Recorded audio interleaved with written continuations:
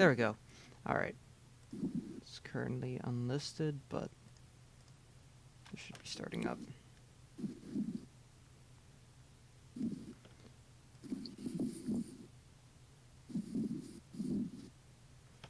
Alright, well, I guess I can't get rid of the black bars. YouTube's just gonna do that on its own, but whatever, we'll keep it at that. Yeah. I'm gonna unlist it. You ready to get started? Yeah, I'm so ready. Alright, let's go. Okay. Gonna notify everyone. Hey, this is starting.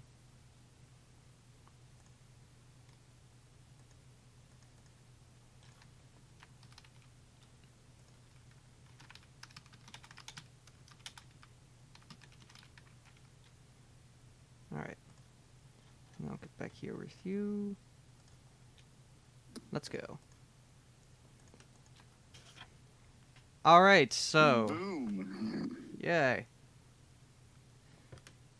Let's see if it is public. We should be streaming. Yep. I got it. Yep.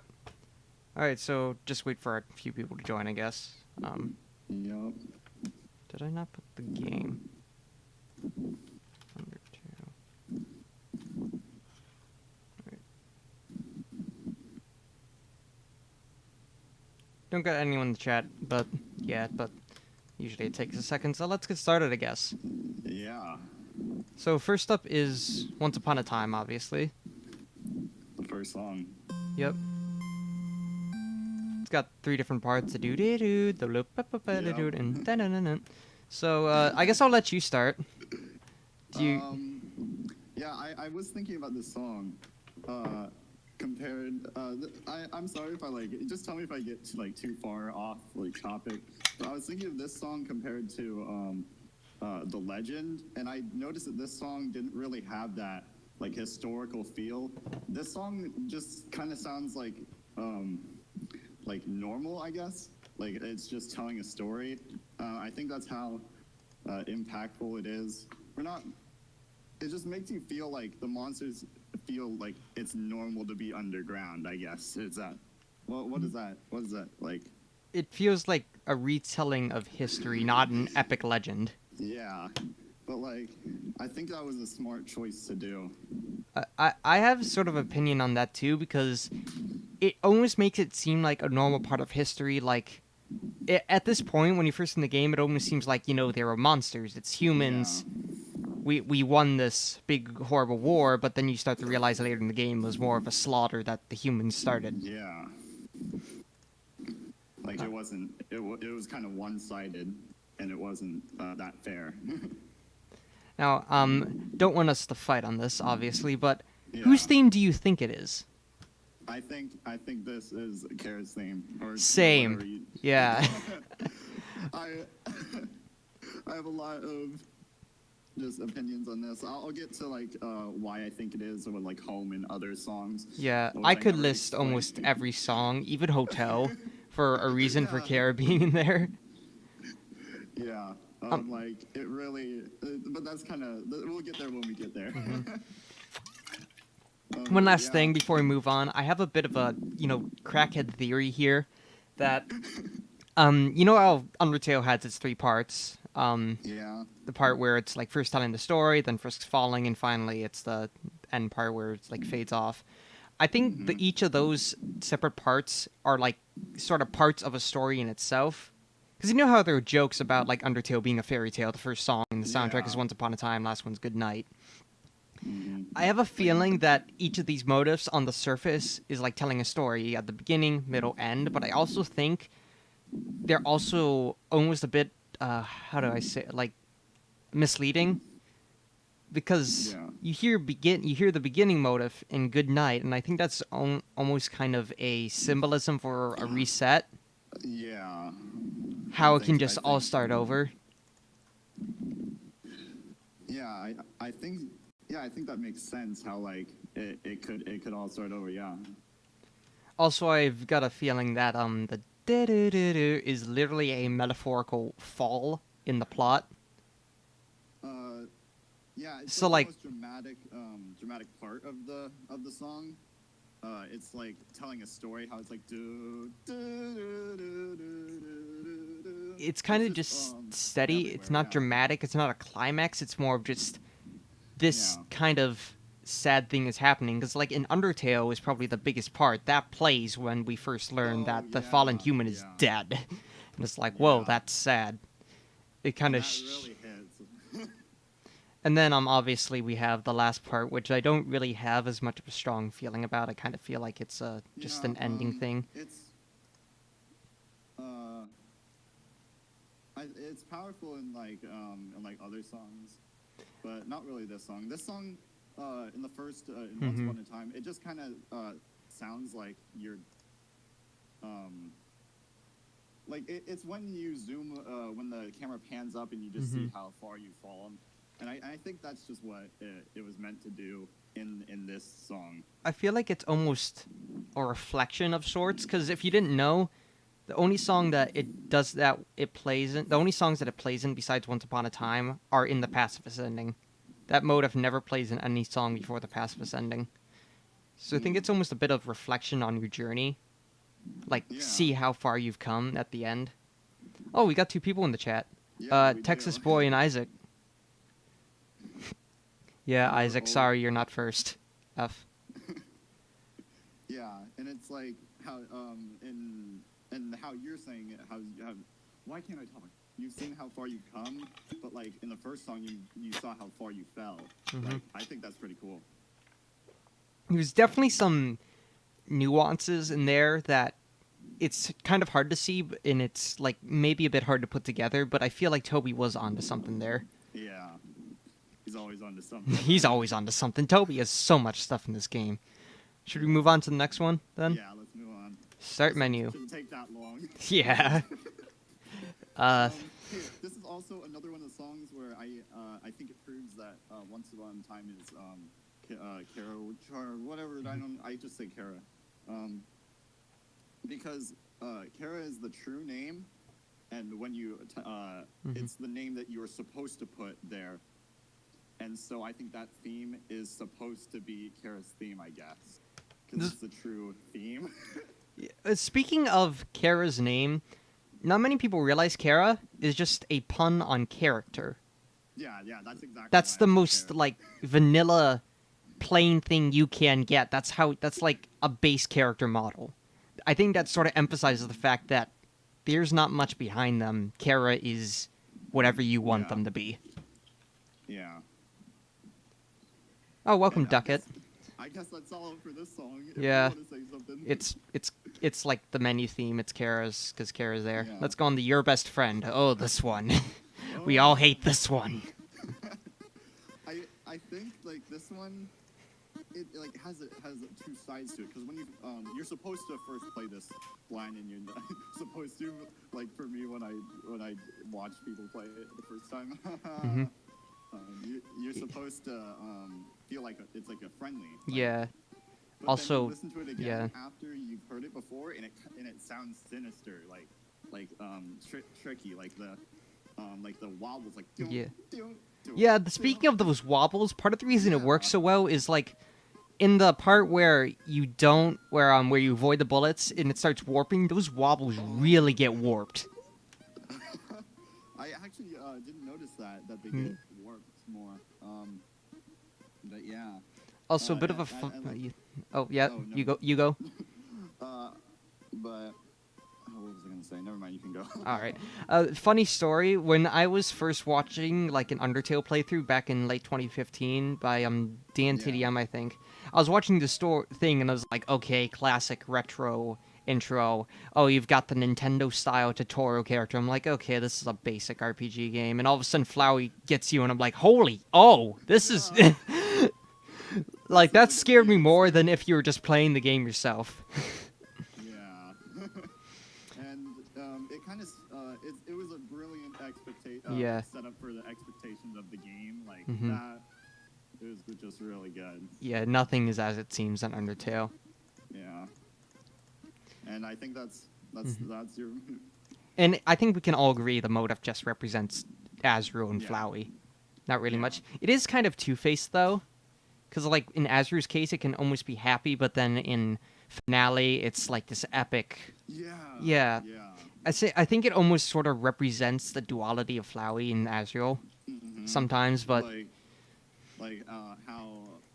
Flowey just mm. probably just wants to feel love again, I guess. I mean, I think that's definitely he's got some projection issues. Let's move on to Fallen Down then. Yeah. I'm just gonna say, like, after the Flowey incident Hmm. where you almost get killed, it's like setting you up to never trust anything in this game. And so it went from like that to like this really like I can't even describe Toriel's theme. It's just so It's protective and beautiful, like yeah. I know it goes from Flowey to like the Toriel's theme, and it's like, whoa, this is really nice, but can I actually trust this? Like, but you can. It sounds so good, and it's just, oh my god, can't really put that into words. It's Hmm. just such a contrast. It's like it goes from happy-go-lucky to oh god, not happy-go-lucky to is it Oh, happy? It's kind of I think yeah, I can trust you. yeah. Oh, welcome, Newspaper Towel. That's a nice name. Never And Daniel. realize that you have to grind the non-main characters. Yeah. Gosh. I'm pretty sure that if I didn't know the frisk dance trick, I would have like gotten very Oh mad yeah, during my genocide runs. that that is the funniest thing to ever see. Like I just do that Hmm. while I'm just playing the game, just like ooh, and Do you know walk how around many like that. sequence breaks you can do with that, by the way? Like, Oh, let's say with Alphys, you can just frisk dance up against the wall, and you'll be like facing the wall while Alphys is talking to you. that's funny. Oh, Texas boy, I'm not monetized, so I don't think you can give me money, but it would be appreciated. Yeah, you have donations on. I don't think I do. I don't think I do. No, I don't. I can't put them on. Yeah. Oh, you have to like. I don't know how YouTube works. Yeah, I need 1,000 subscribers, which I've hit, but I also need 4,000 watch hours in the last year. Okay. Oh, welcome, Ethan. Ethan. I don't know how to pronounce your name. Yeah, you Ethan. Yeah. Yep. I think that's unfortunately all for Toriel's theme. Yeah, it's her theme. It's a nice, beautiful theme. I definitely like the reprise theme, but we can talk about that later. Yeah.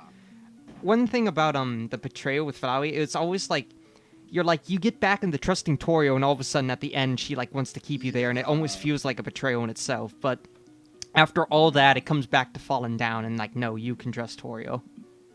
Yeah. Ruins So then. the next one's ruins. I um. I don't know why. I always like. I'm not sure if you heard this, but like people like decide to stop playing because of the ruins and how like boring it kind of seems, I guess. But like kind of miss like all the other games. I've heard this being said a lot. Ruins is a basic song, but it's also a first basic area. I can Yeah. see where the idea comes in. But I'd say like way better than the area. Mhm. It's like too much better.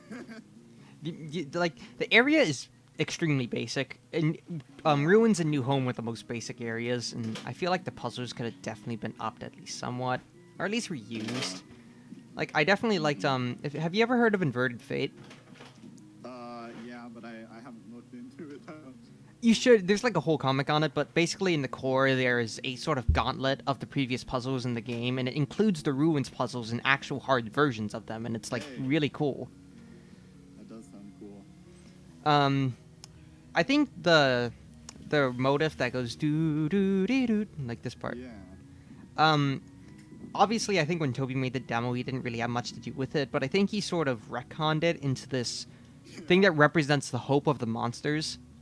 Yeah, I've heard that. Yeah, that's Um, yeah. It's like sort of a duality, hopes and dreams. This represents hope, this represents sort of, this represents monsters' normal hope, but then the an ending where it's sort of not the same motive, but it's just altered a little in an ending. Yeah. It feels much more like a determination thing for the monsters instead of a hope. It's more of a clinging on. We need to keep hoping. Yeah, but yeah, I think that's still like a form of hope. Like this. Yeah. The motive, like, actually, no matter where it is in the soundtrack, is connected to like Hmm. hope or like um, just we can get to that in like the Hmm. other It's funny because it songs. never appears in Hopes and Dreams, despite it being in the name. Yeah. Um, what was I gonna say about Ruins? I was just gonna say that I love how complex the song is. Even when like the melody is so simple, there's so much stuff in the background that you can listen to Yeah. in the song. I think that's a common thing with Toby's songs. They seem simple Yeah, on the surface. He definitely focuses on melody, but there's all these little things in the background. yeah, and like you just listen to it, and it's like the part that the piano goes do do do do Mm. do do do It's do very do. reminiscent of a Tuhu style, honestly. Yeah. Um, uh, and I think he does get inspiration from Toho. I mean, did you know that Flowey's like the themes for the different souls, the not the doot doot doot doot, but the little parts in the background are actually based off of Tuhu attacks and little background parts of Oh, Tuhu songs. I saw a video I, on that, but I don't know where it is. yeah, like I can see that. I don't know a lot about Me Toho, neither. but like literally like the knives, like because I know that's Mhm. a theme with What's her name? Yeah, I The don't know. the Night of Nights one. Yeah. That's yeah. I've heard that. Yeah. Maybe I should have brought in like a piano so I actually play these things Yeah, instead I of have just a going piano, doot but doot. Discord hates me playing piano. I'm not Oh, sure. Let's see if I can like.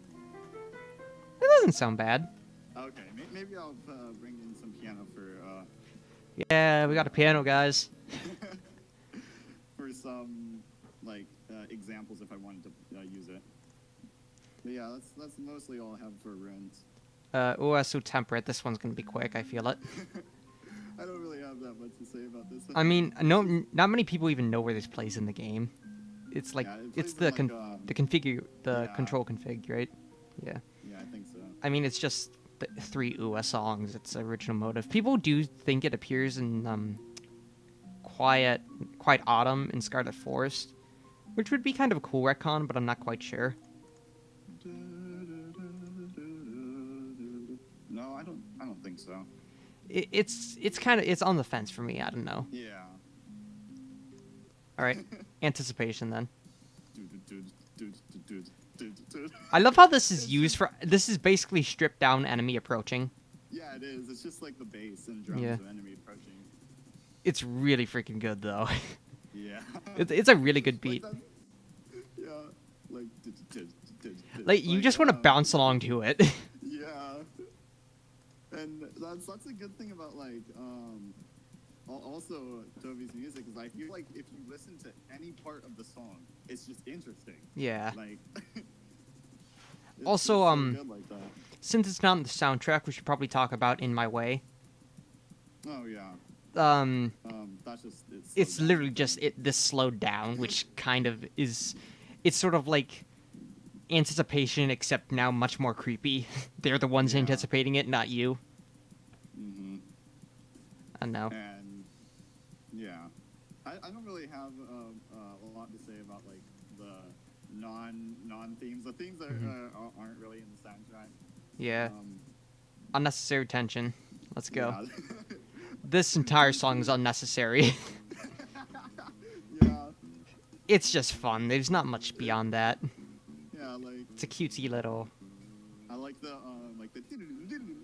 Yeah. the fast high pitched notes, but like it's that's not. There's doesn't not really much. have much Yeah. to Enemy say about. approaching.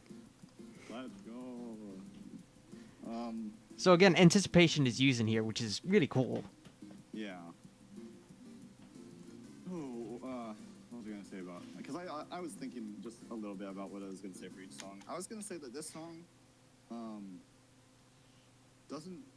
I mean, it sounds like a battle theme, but like not really when you compare this to like Rude Buster. This one sounds like a more what's the word? Like, it sounds Encounter? really friendly. It sounds really friendly. Like meetings. Yeah, well, Yeah. it's kind of funny because like in Undertale, you kind of learn that they're not attacking you mostly. It's just encounters. Yeah. It's like, hi, hello there, want some magic? like the dog where Yeah. like It it's just wants to be trying pet. attack you. Yeah. Also, I don't think not a thing many people notice, but right around 10 seconds after the first part, this is actually Dog Song. Oh yeah. Yeah, Dun, dun, which I think adds to the goofiness of it. Yeah. It Yeah, it's it like has this whole unserious vibe to it. Yeah. I can see that, but like the thing about this and Rude Buster is they actually have like the same kind of chords in them. Like if I can play like Yeah, I can pause the music. like the did you hear that? I'm not sure Yep. if we can really hear it. But Root Buster has like the same kind of chords, like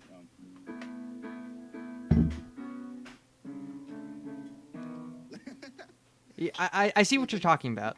the same kind of crushed chords in them, and that's kind of the like the similarities between them. But I just like how bouncy enemy approaching is, and it just sounds so friendly, and it doesn't really sound like a fight. That's the interesting thing I found from it. Yeah, I think it's a very goofy, unserious thing, and I think it's still a bop. It's still energetic, but Yeah. it's more of a let's get fit than fight. Yeah, and that helps the game really well. Should we move on to Ghost Fight then? Yeah. One quick thing, obviously 010 looks like Napstablook's face. Good job, Toby. GG. Hey, I forgot to talk about like the numbers because he did put a lot of things with the numbers in Yeah. the soundtrack. I mean, it's later with Undyne even. Yeah, like the fish face. I always wondered why it was specifically 001, because like usually it's only at most 08 or 01. But then I realized, oh, he's got these goofy little things in there. He fits so much. Ghost Fight. I mean, I can talk about how he said that it was an inspiration off of Off. Really? For Pepper Steak. Yeah. I never knew that. It was when he was listening to Pepper Steak. If you wanted to pull that up, you don't really have Pepper to, Steak? What's Yeah, Pepper Steak from Off. Pepper Steak? Yeah, Off, and then just type Off, I guess. Pepper. Oh, I can definitely see that. Yeah. And it's such a weird battle song, but like. It's kind of Earthbound, like often Earthbound. We're definitely got the goofiness in their battle themes. Yeah. And Napstablook's battle theme is definitely pretty goofy. Oh, I've heard this before. I know what this is. Yeah, there's a really good remix of this song. Oh, yeah, I think I've heard that remix. I think I heard this originally from the remix. Yeah. But I guess if we can get back to actual how it relates to Napstablook, I always thought this wasn't really a fitting theme for Napstablook at first because he's like depressed. Why does this sort of jazzy theme fit him? But I kind of realized, one, this whole sort of motive kind of fits with Ghosts, like specifically the ba-ba-ba-ba-ba-ba-ba-ba. Yeah. But I also feel like it's sort of almost how Napstablook would want his theme to be, because Napstablook's a musician. Yeah. And I think it's almost just sort of kind of hiding it, keeping his upbeat thing, trying to keep an upbeat sort of thing. But yeah, he's not really. That's a whole motif for like the whole game, trying to keep yourself up and motivated. Yeah. And not give up hope. And so yeah. It's another, and also another theme is sort of keeping a mask on. Like, I think there's a common theme with Undertale that characters will laugh things off. It's common, yeah. Like, what was that one with Metaton where he was like, "Oh my," where you fall into the dungeon? He's like, "Oh my gosh, I'm so sad, I can't stop laughing." Yeah, I mean, I think that was played off more of a joke, but it's kind of the same idea. Yeah, I know, like, even jokes can have, like, the same idea. And, like, why were those... I mean, yeah, joking to hide the pain, I guess. Oh, that got dark. I also found it interesting that this never appears with Metaton. I get Metaton is already overloaded with motifs, but I feel like considering you can get that connection back, you can figure out that Metaton used to be Napstablook's cousin until he sort of hid his identity as a ghost, made it big as this big robot. Yeah. It would have been a I cool hint if ghost fight motif was in one of his songs, but Yeah, there's this one part where I don't really know it. I don't have this fully like it's not. What am I trying to say? whatever song you want, I can like pull it up. It's the I can just play on the piano.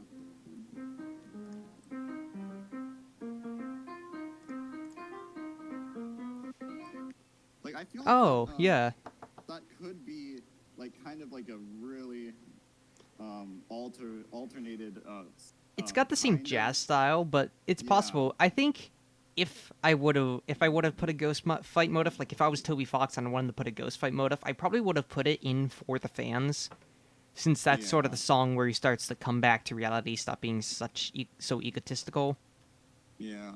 The thing that really made me think of that part in Death by Glamour is the dun dun dun dun dun dun dun dun dun dun dun dun dun dun dun because dun dun Yeah. dun is like a really Oh yeah, that's it's in part Dummy of. too. Yeah, that's in Dummy. Yeah. Also, And- welcome Vessel Hollow Knight. I never said welcome. Sorry. Yeah, we are having a conversation.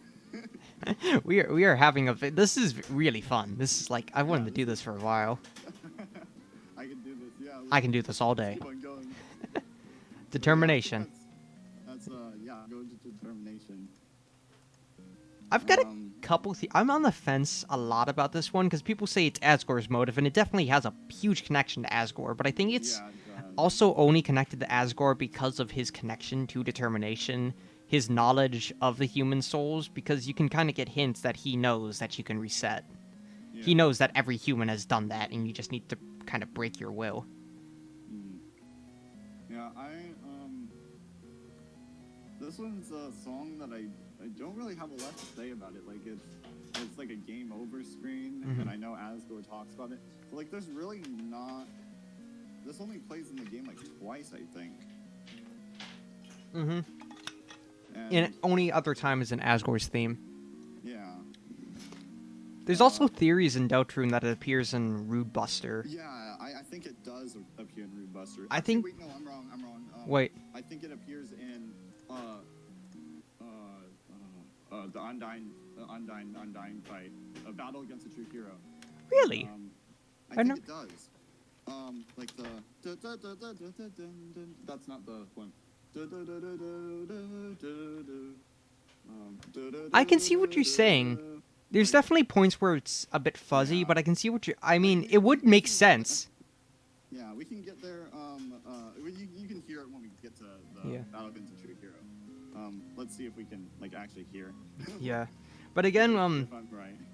it's in it's heard to be in Rude Buster and like by extension Sean's shop Lantern. Yeah, I think and I do think it's in Rude Buster and Shaw. I think it's sort of almost as a thing because there's a comic by Lynx Griffin where it brought up this what is it, Paper Trail. It brought up this idea where someone questions, "Hey, why is everyone's health connected to Chris's soul?" Yeah, that is. Yeah, that's an interesting thing. So it's kind of a weird. Hmm. It's like a weird like, is something going on here? Yeah, what is going on here? Exactly. We don't know much about Deltarune, so it's Yeah, all. Yeah, there's Hmm. just. Yeah. But it's also sad but sort of uplifting. It's sort of like a. Yeah, it is. It's kind of like with Asgore's "Don't go yet, we still need you."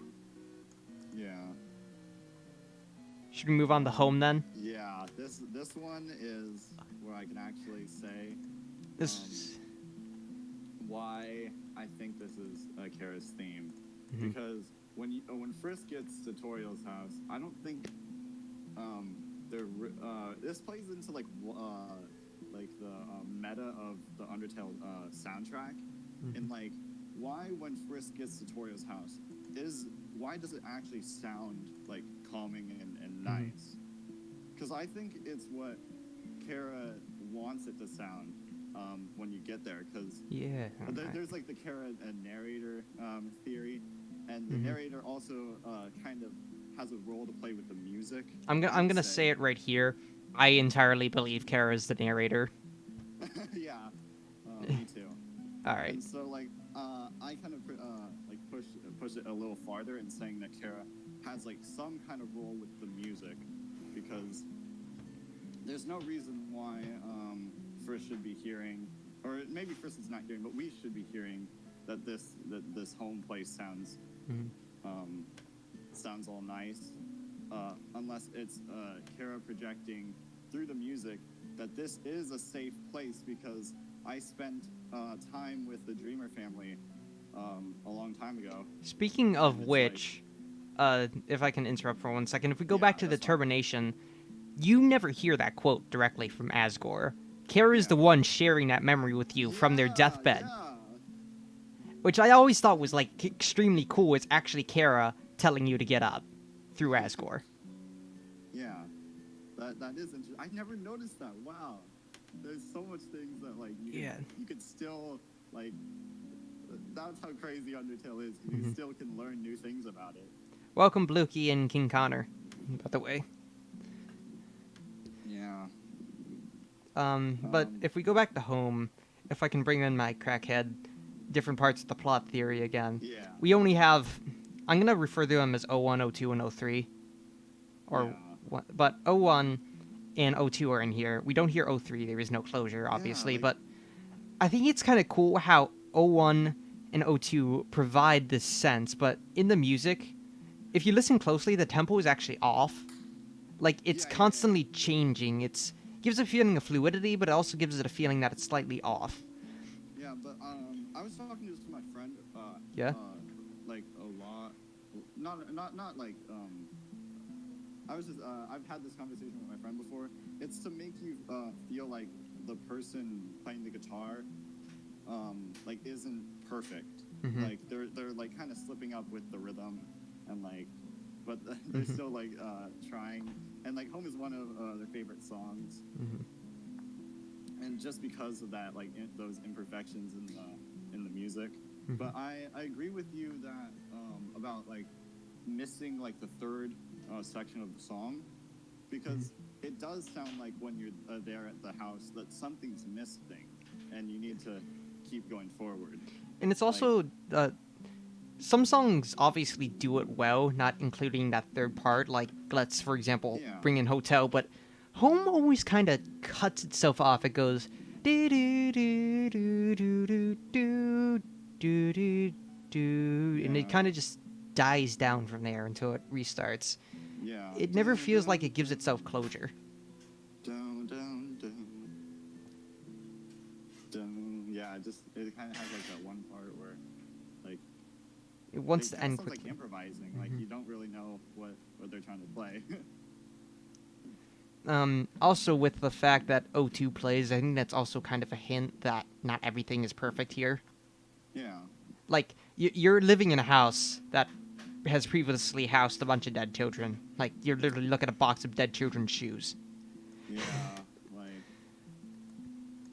You're not going to feel the most safe here. Like, it wants you to feel safe, but it also wants it to feel not perfect. yeah. And I think it's not because that this place isn't safe. It's because that this place is safe, and those children decided to leave, and and that That's just also. kind of reinforces that like this place is safe, but you can't stay here.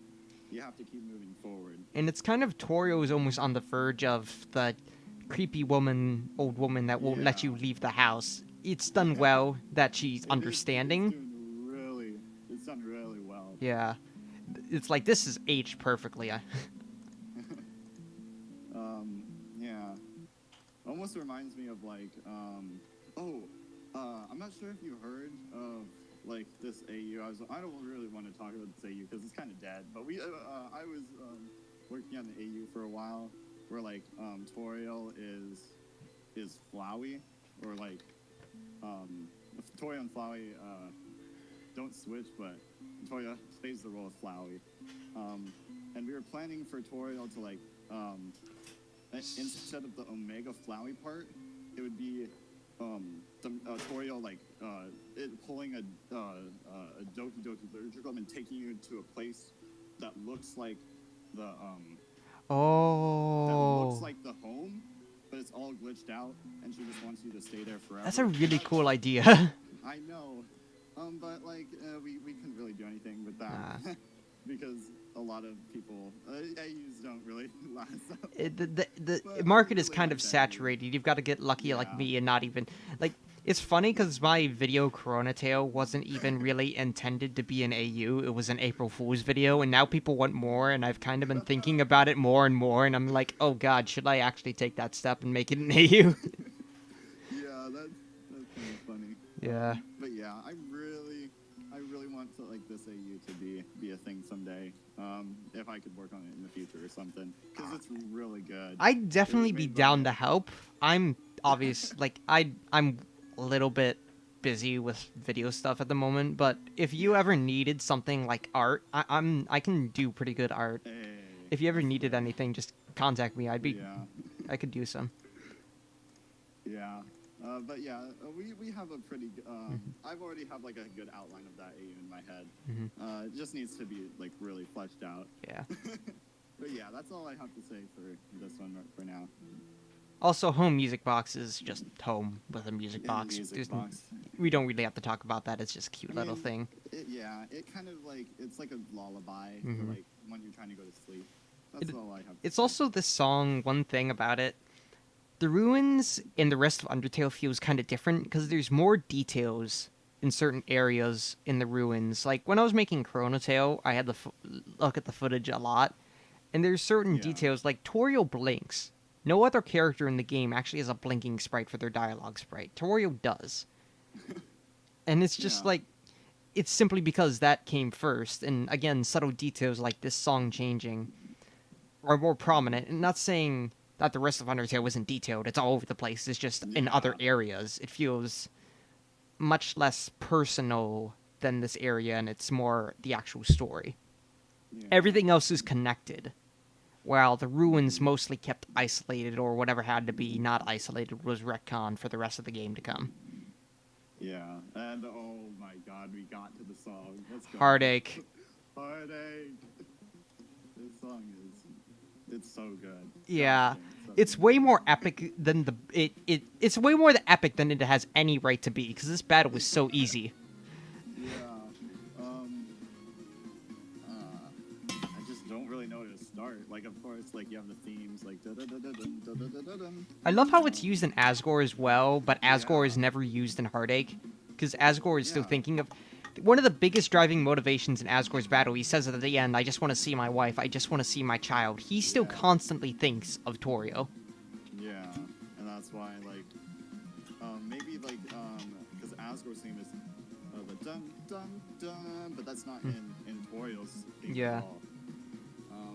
I mean, you could bring that down to Heartache was made first before the full game was coming out, so Torio. But I think that also fits thematically as well. Yeah. Yeah, there's two parts to the Heartache. Like, you have, like, the, dun dun dun dun dun dun dun dun dun dun dun. Oh, yeah, it's kind of cool, because the first part of the drop... Yeah. That part that part is in Asgore as well. Yeah, but the part in Asgore, I'm just gonna say, that part sounds so good. Like, Asgore is my favorite song in the soundtrack, and I just love how hard that part goes. It's hard because you can hear in the background like the Yeah. Yeah, that works really well. One thing I wanted to talk about, right here, the third section, the third, like, calm section. You hear, let me bring it up. You're not going to be able to hear it directly.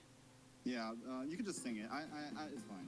Well, on the stream, you heard the run dun dun run dun dun dun dun. That's actually enemy approaching.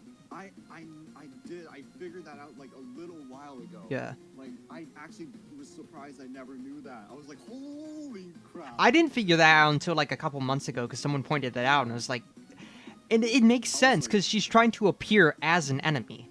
Yeah. Even though she.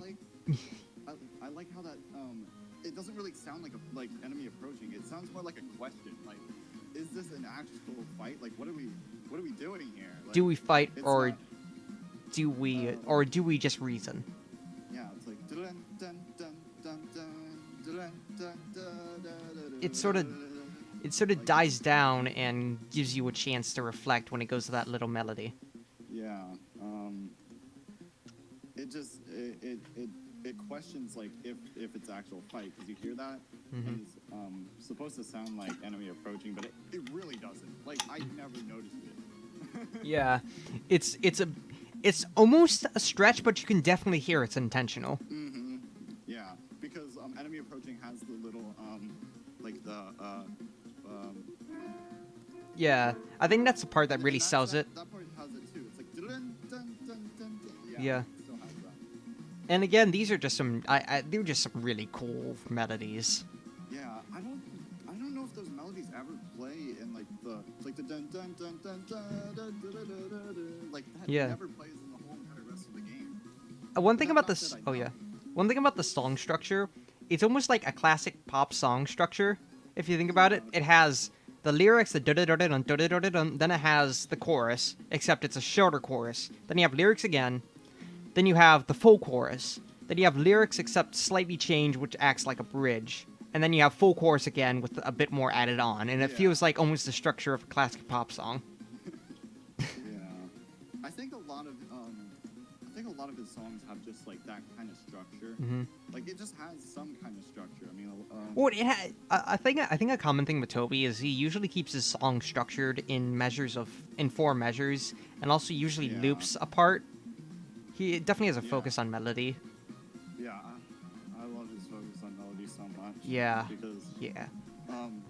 if you actually like pay attention to Heartache, there's so much going on, but like the melody really stands out. Yeah. Like all the percussion, like there's like this ding ding ding and like tambourines and stuff. Like what you never notice that if you actually just weren't really paying attention. Have you ever heard of JXE? Like Shay's your name. No, JXE. I don't think so. Okay, I'll bring up a video by him. He Okay. takes Minecraft sounds, like the Minecraft sound files. Oh, okay, never mind. Yeah. Oh, you know who he is? Yeah. I just didn't know what the channel name was. I just knew the Minecraft Undertale stuff. Maybe I got it wrong. Heartache with Yeah. Minecraft. But I do know the Minecraft Maybe he never made Minecraft Heartache. songs. Might have made Asgore. I don't know, but it's like his videos show just how many instruments there really were in Yeah. Undertale songs that you never notice. And like I'm just gonna say this, the bass in Heartache is so good. Like It goes so hard. it goes so Oh, yeah, that's really and cool. like That's- in the second part of the song Heartache, I really just like how you can hear the in the bass Yeah. the whole time. Yeah, It just I never mean, goes away. he just keeps it. Toby's really good at bass, more than people give him credit. Also, Asgore's bass. Oh yeah. I never really had the appreciation for bass that I do now until like a year ago. But Yeah. oh, when you really focus on it, that is just so satisfying. Yeah, like the bass is almost the most important part because it can change exactly like. Yeah. Hello? Actually, Okay. Hello? Can you hear? Yeah, you got cut off for a second. Oh gosh, dang it! Did you hear me say that the bass like literally can change like the whole part of like Yeah. the sound? Yeah. Okay. And that's another thing. I've recently gotten into a bit of music making. I'm not gonna actually go into making some songs. I'll be like uploading on YouTube for a bit, but Yeah. I took like a bit of a class from this friend of mine on Discord. He helped teach a bit, and one of the important things, I can't remember what it was called.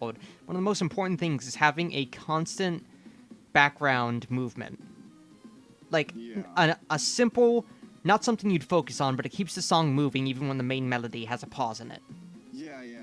Like I'm not gonna do, like I keep on wanting to go just off in a random direction, but the song Scarlet Forest from Deltarune does it amazingly. Like it's so good. Like there's so much moving parts. Scarlet Forest truly feels like a modern orchestral, like a modern Mozart almost sort of thing. It sounds so like nutcrackery. Yeah. Yeah. I think we've talked with Heartache a bit for a while now. I think we should move on. To Sans. Sans. I have like a lot of the soundtrack memorized. I'm not even looking at it. Yeah. I mean, I've listed off the soundtrack to my friend. Like, a friend of mine actually challenged me Oh to list off the yeah, soundtrack without looking at it, and I did it. yeah. I don't know what. I have a friend who can do like the numbers too. I cannot do that. Oh my god, I never. Like I mean, that'd be saying the harder for number. me. I do have, like, obviously a few numbers I remember, and I sort of base it off Oh of yeah, that. because like there's I don't really know a lot, but is 50 what is 50 Metal Crusher, I think, right? Let me look. Yep, it 'Cause, is. you can have like some kind of you don't have to memorize all of them, but you can have some numbers that you just know are the songs. I mean, I'll be the first to admit, one of my placements for number, like one of my checkpoints, check marks. What is it? One of my landmarks for the soundtrack for the numbers is 69 for Yeah, the it's that fans. long. Oh, it's for the fans. I was about to say long elevator like a Oh. fucking idiot. No, because and it's literally just because it's 69, and also the joke is Yeah. for the fans. And like, I'm sorry, I'm immature, but whatever. It's kind of funny though. Yeah, I just don't know a lot of the numbers. Like I know 100, of course, Yeah. Megalovania, and I know like. Give me a random number 1 through 100. Let me see if I can do it. 21. 21. Okay. Is I that don't know. it? What? I was like, I don't know. I'm trying to think of it too. It's somewhere near 21. Snowden. Okay. Okay. Let me count.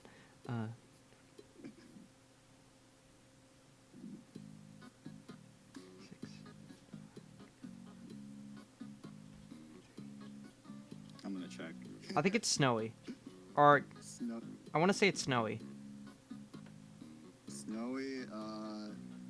Oh no. You were 1, 2, 3, 4, 5. Oh, it's Dog Song. I is forgot Dog Dog Song. Song and Shop existed. Dang it. No. Yeah. Whatever. That's pretty good. It was around the area. It's yeah. Whatever. No, we were at Sam's. Yeah. We should probably get talking to Sans about Sans. Yeah, this song is. I love I the don't saxophone know. in this. I Like- don't know how Toby does it. How does he make the perfect thing for everything? The tenor sax is just awesome. Yeah. I think there's a trombone in it, like the bum bum bum bum, bum bum. Like I think that's a trombone, or it could be a tuba. I'm not sure. Like there's a part. The Oh, I bass think it is might help definitely- out the saxophone at points, but The bass is definitely a tuba or a trombone. I swear it is. Mm-hmm. but Sans is just so laid back. Yeah. I love how so- also Toby kind of proved that, like, I think one of the biggest arguments for that Megalovania was Sans' theme. Like, we'll get to that in a second, but I think one of the biggest arguments was that Sans couldn't be made into a battle theme, and Toby just completely proved everyone wrong by making a song that might play when you fight Sans. Yeah. And he turned this chill, like, laid back sort of elevator music almost thing, and then you turn it into song that might play when you fight Sans, and you just show Toby can do anything with any melody. You can like you get those I'm gonna like gush about Waterfall because how do you do that? How do you get like a song that's so hopeful and just drag it down into like this despair? Like oh Yeah. my god.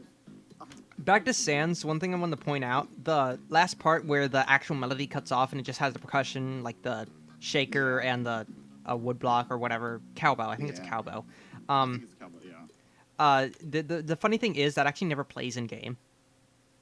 Really? Yeah, the actual melody just loops. The last part with the cowbell was just added on for the soundtrack. I didn't know that. Like, obviously it's just cutting off the melody and having the percussion end it. Yeah. But it's kind of cool that that never plays in game, but Toby decided to add it here. Yeah. He does a lot of that thing, like Mhm. where he takes out the melody and just has like the background play. Mhm. He does that in it's Showtime. Yeah, I like that. That I think that one definitely plays in game, but Yeah. And then we have yeah, good old friend Papyrus. yeah. Like this song it just encapsulates everything about Papyrus. The first time I heard it, I instantly thought of every childhood villain, like every goofy childhood Yeah. villain that I like. It fits so perfectly. Yeah, and it's so silly and it's just so oh my It's still menacing of a sort. You could tell he's sort of an adversary, but it's still just goofy and it's fun. It's like Lancer. How Lancer. Yeah, It has that feature, Lancer is like that- Sans and Papyrus combined. Yeah. But like Papyrus just has that like the second part, like the Yeah. I love how this was built up in Bone Trestle, by the way. Like, we'll get to it. was. But yeah. Yeah. Also, can we appreciate the bass for this? Like, Oh, yeah. it's so simple, but it's so creative as well. It goes, boom. It just bounces back and forth, and again gives this silly, bouncy feeling. Yeah. That's one of the it's few so things I've cool. actually learned on the piano, the bass for. Nyahaha. And I think it's like Yeah, that's yeah, spot let's on. go. I actually had to look up the sheet music because I'm dumb and never played piano until I was like, I played I've just I don't like looking at sheet music. I like listening it to a song and then playing it from my. yeah, I get that. That's just what- It's kind of because like easier people. for me. One of my music teacher told me this once. It's because piano players and even orchestra players, orchestra players at my school start in 4th grade, and piano players will usually start when they're, I think around like 2nd grade is when my friend that plays piano started it. But they start off without sheet music because they can't read sheet music. However, my band started off with us reading sheet music. So we never got to that whole learn how to play the instrument first before you start relying on sheet music. I don't know. It just kind of, yeah. I can read sheet music. I just think it's way too time consuming. Even when I can just like listen to the song and just. I'm good at Yep. improv on sheet music, and I've gotten better at using my ear for songs, but Yeah. I don't know. I'm just not that good at it. Yeah. What's after? Yeah. Is it Snowy. After? Yeah. Okay. I'm gonna be honest. I don't like this song as much as I should, and I feel bad about it. Yeah, But it's one of those songs that like it's it's I don't pretty. know. It is, and like I've heard like people say like the piano sounds like it kind of sounds like snowfall, like snow kind of like coming down and just tapping the ground like dum dum dum dum. I guess. But I really like when the violin comes in, like with all the. Oh yeah, the violin coming in definitely works really well. Yeah, and like all the harmony stuff with Snowy is just really nice. And I like how it has the Snowy motif, like the dun dun dun dun dun dun dun dun. I definitely like how the sort of melancholy just it's not even melancholy, it's just sort of frozen. It's sort of frozen dance-like Yeah. feeling. It does feel like it's kind of cold. Yeah. Like I don't know how other way to describe it than frozen in time, kind of. But my favorite part of the song is definitely the second part where it's like I suck. It's about to come on, but the ba-dum ba-da-da-da-dum.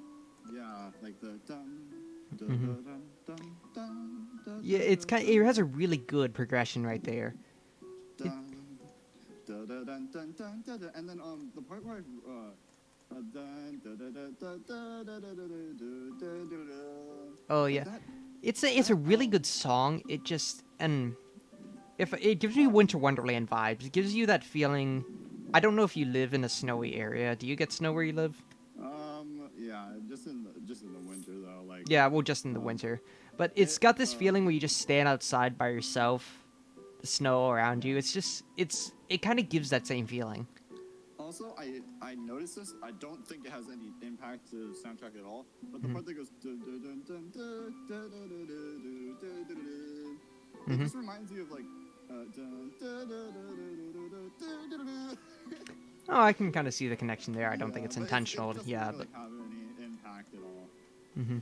It's just kind of like like a musical Easter egg or something. I just feel like it could have been slightly more upbeat, considering this is the area where you have dogs and papyrus. But again, you don't listen to it that much because it constantly gets cut off by Dog Song and Papyrus. So it's kind of I a. think Snowden Town makes up for it. Snowden Town's a good song. It kind of I cuts it really like even, and yeah, Snowden Down is really good. What's after? Yeah, I don't know what's after Snowy. Ua So Holiday.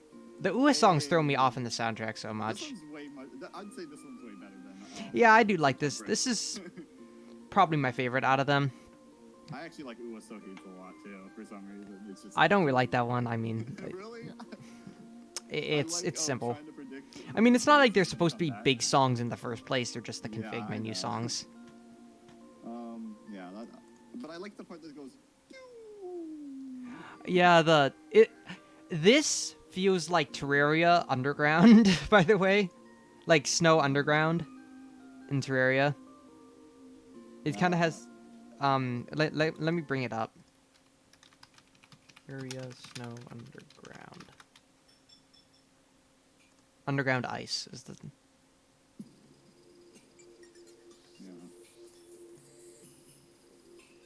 It's got this sort of like I feel like Uaso Holiday is sort of the other side of what Snowy could have been. I feel like if he made a middle ground between there, made it slightly more holiday, slightly more upbeat, kind of like that, it would have been a bit of a better song.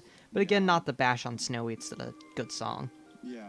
Yeah. I definitely understand. Snowy's not really a song that I would like listen to. It's more like atmospheric. Mm-hmm. But yeah. It almost Is feels like a C418 song with the piano. Yeah. I don't know. Dog bass. Funny thing about this, despite being so simple, this is literally just ripped from Ghost Fight. Yeah. I that. Yeah. I mean, I don't think there's any connection. I think Toby just got lazy with it, but whatever. I don't really know. Maybe it's because like that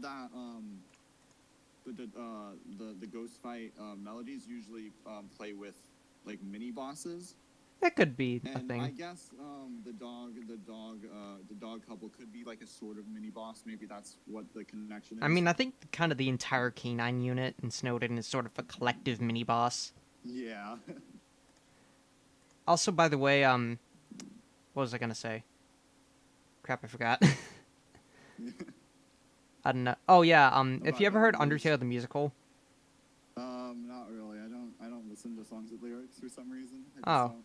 Well, I just kind of found it funny how they did this one in Undertale the musical. They actually did a lyric cover of Dog Song, Enemy Approaching, and Dog Bass for their combination for the K9 unit. And it's funny because Dog Bass is actually they kind of had it a bit stretched it a bit so that it was the entire K9 unit after you at the same time.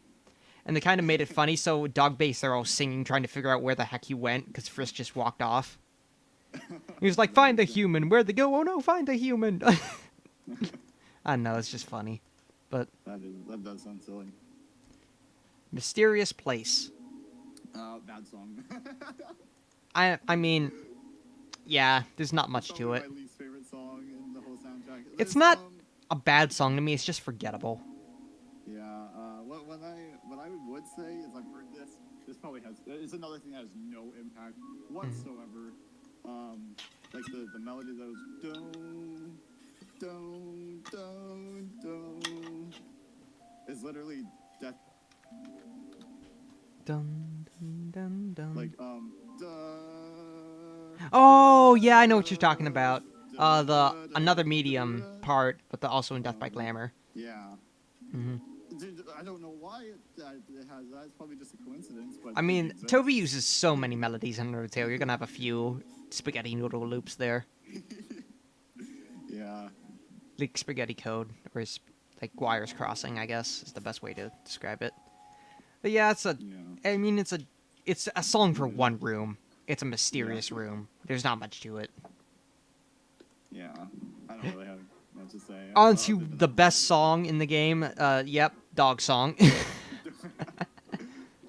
It's enemy approaching, but it's in major key. And it's so happy, and it's like you have to be a monster to kill any of the dogs. Yeah, like it's just playful, and they just want to. It kind of solidifies the fact that they don't really I mean, they're the K9 unit. They are in your way. They do have the mission of capturing you, but it's just so you can't do it. They're so cute. It's more prevalent with the greater dog, where the greater dog you can really tell that. Greater and Lesser Dog, I think, are the only ones that actually have this theme play. Yeah. But it's like the Gerudo dog can literally sit on your lap, and it's the best thing ever. Yeah, he's not trying to kill you. He's just trying to get pet. All right. Also, this is used a couple times where the annoying dog comes in, which I'll admit kind of made me not like the song for a bit because that dog is Toby. Toby, why? All I can say is Toby, why? Toby boy. The numbers, Toby. What do they mean? You can't keep getting away with this. Also, I remember seeing something where there's an error handler message where if you didn't have the dog in your inventory, or like they made it so you could pick up the artifact. It was something where you could like get the dog out of your inventory, but then pick up the artifact. There was some like placeholder text that basically told you no, you can't pick up the artifact. I don't know, it's funny. Did you know how many times Toby Dog actually appears in the game? By the way, like he appears in two background in Hotland. And during Metaton's like newscast thing, you can actually see a like silhouette of him on the building, the background. Really, I don't think I knew that. Yeah. I remember the papyrus where he's hanging from the rope, and let me see if I can find MTT news. Yeah. Right in the background, on the right. I don't think I can see it on stream. Cause like, but in the background on the right, you can see Toby Dog on the building. Oh, yeah, I think I do remember that. It just like from like a little snippet of my memory. I think it exists. Also, he also appears hidden among the trash during Alphys's date in the dump. Oh yeah, I think I knew that too. Like, there's just so many little Easter. Also, during Undyne's date, you can actually open the drawer that she puts the golden bone from Papyrus in. It'll actually open up, and Toby Dog's in there, and he winks at you. Oh yeah, I remember that. Like all the bones are gone, and then Dog's there. And also the one where you open Papyrus's, and the dog takes the bone and runs away. And Papyrus is like, ah! No. Also, by the way, there's actually a custom song that plays when the dog runs. It's like do do do do do do do. Also, Ethan, yes, I have heard Inverted Fate. It's one of my favorite AUs. Yeah. But yeah, I just love this song. It's so happy. It's so. Yeah. And I think it's Snowden Town next. Yep. Snowden Town. Yeah, let's go. This one is like a perfect song for video backgrounds, by the way. Yeah. Like, it's just such a nice, happy background song that you can have. And I love how it kind of sounds like Christmas. It kind of sounds like a Christmas song. Well, yeah. I mean, I think you can literally see a Christmas tree in Snowden Town, Yeah, and I don't remember where this is from in game, but there's something about how Asgore comes to town as Santa. Like, he'll put on a Santa suit and give presents to all the children. Yeah. I don't remember where that is either, but I do remember hearing that. I think maybe Monster Kid or someone by the tree tells you that, but I don't know. Yeah. The part that I like about Snowden Town is like the violin plucks, like the dum, dum, dum, dum. Yeah, the pizzicato, it's called. Yeah. Yeah, they just fit so well. Yeah, it's just so good. But I don't know. It also definitely uses. I never actually noticed this until like pretty recently that the second part of Snowden Town, the dun dun dun dun dun dun, dun is never actually in Snowy. Yeah, it's not. But like I'm gonna talk about like that the motif for a second. Like that. Yeah. It's supposed to have like the friendship motif. Like, Yeah, I think that's that definitely. symbolizes friendship. Speaking of which, in the Deltarune OST, there's also, I feel like there's a new motif that represents friendship. You know, Yeah. the theme that plays when you're making the Thrash Machine. Oh, How it's sort of like a silly version of Lancer's theme. Yeah. Right at the end, it goes bum ba dum ba da da dum ba dum. Yeah. In the new Lost Girl Noelle's theme, that same part plays. Oh, I did not know that. Yeah, I noticed that, and it's like, so I'm wondering if that's gonna become the new second part of Snowdown, the new friendship motif. Yeah. I also feel like if you were to give this motif a name, it'd have to be Dreams. Like Dreams of Friendship, simply because hopes and dreams. Like, what other way could you do it? Yeah, because that plays just everywhere. When like the friendlies and stuff. I mean, it plays in Dating Start, I believe. Yeah, it does. It also plays in Hopes and Dreams, I think. Yep, right at the end. Yeah. So Snowden Town is like a combo of Snowy, obviously, because it's in Snowden, Yeah. and then adding on the friendship because it's this happy town. Yeah. Speaking of which, this is probably the friendly. Doesn't it say a site is such a friendly town? yeah. It feels like it feels like modern Onet from like Earthbound. Yeah.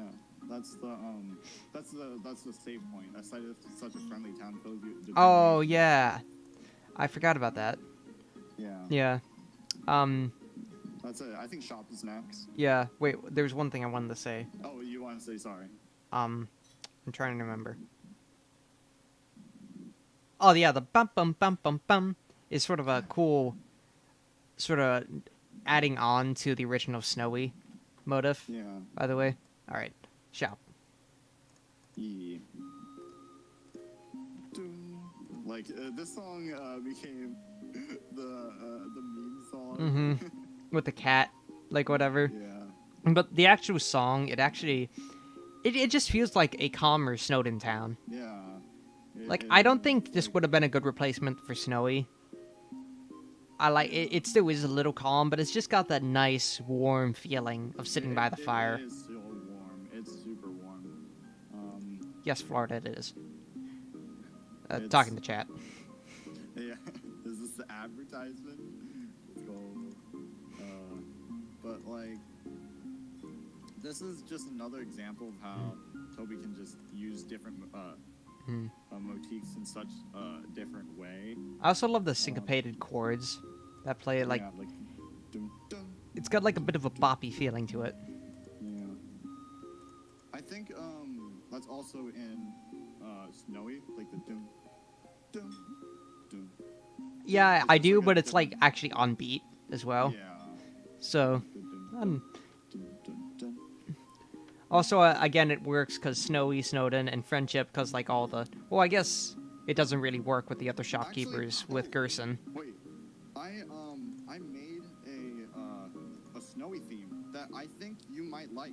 Here, Really? I'll send it in the chat. It was for the AU that we never made. I do remember Inverted Fate's Snowy theme. Here, I'll play that as well once Yeah, you're putting that in the chat. Inverted Fate. I'll put it in the chat. It's called Land of Ice and Snow. And no, it's not reference to the Valhalla theme. Listen it's- to this. It's actually a reference to like whatever in-game song it's based off of. Yeah, Is it I'll in the just chat? send it into the chat. 3, 2, 1. Boom. I think this is it. Into Discord or stream? Which The one? stream. I just put it in the stream chat. It's not common. I think I gotta wait a second.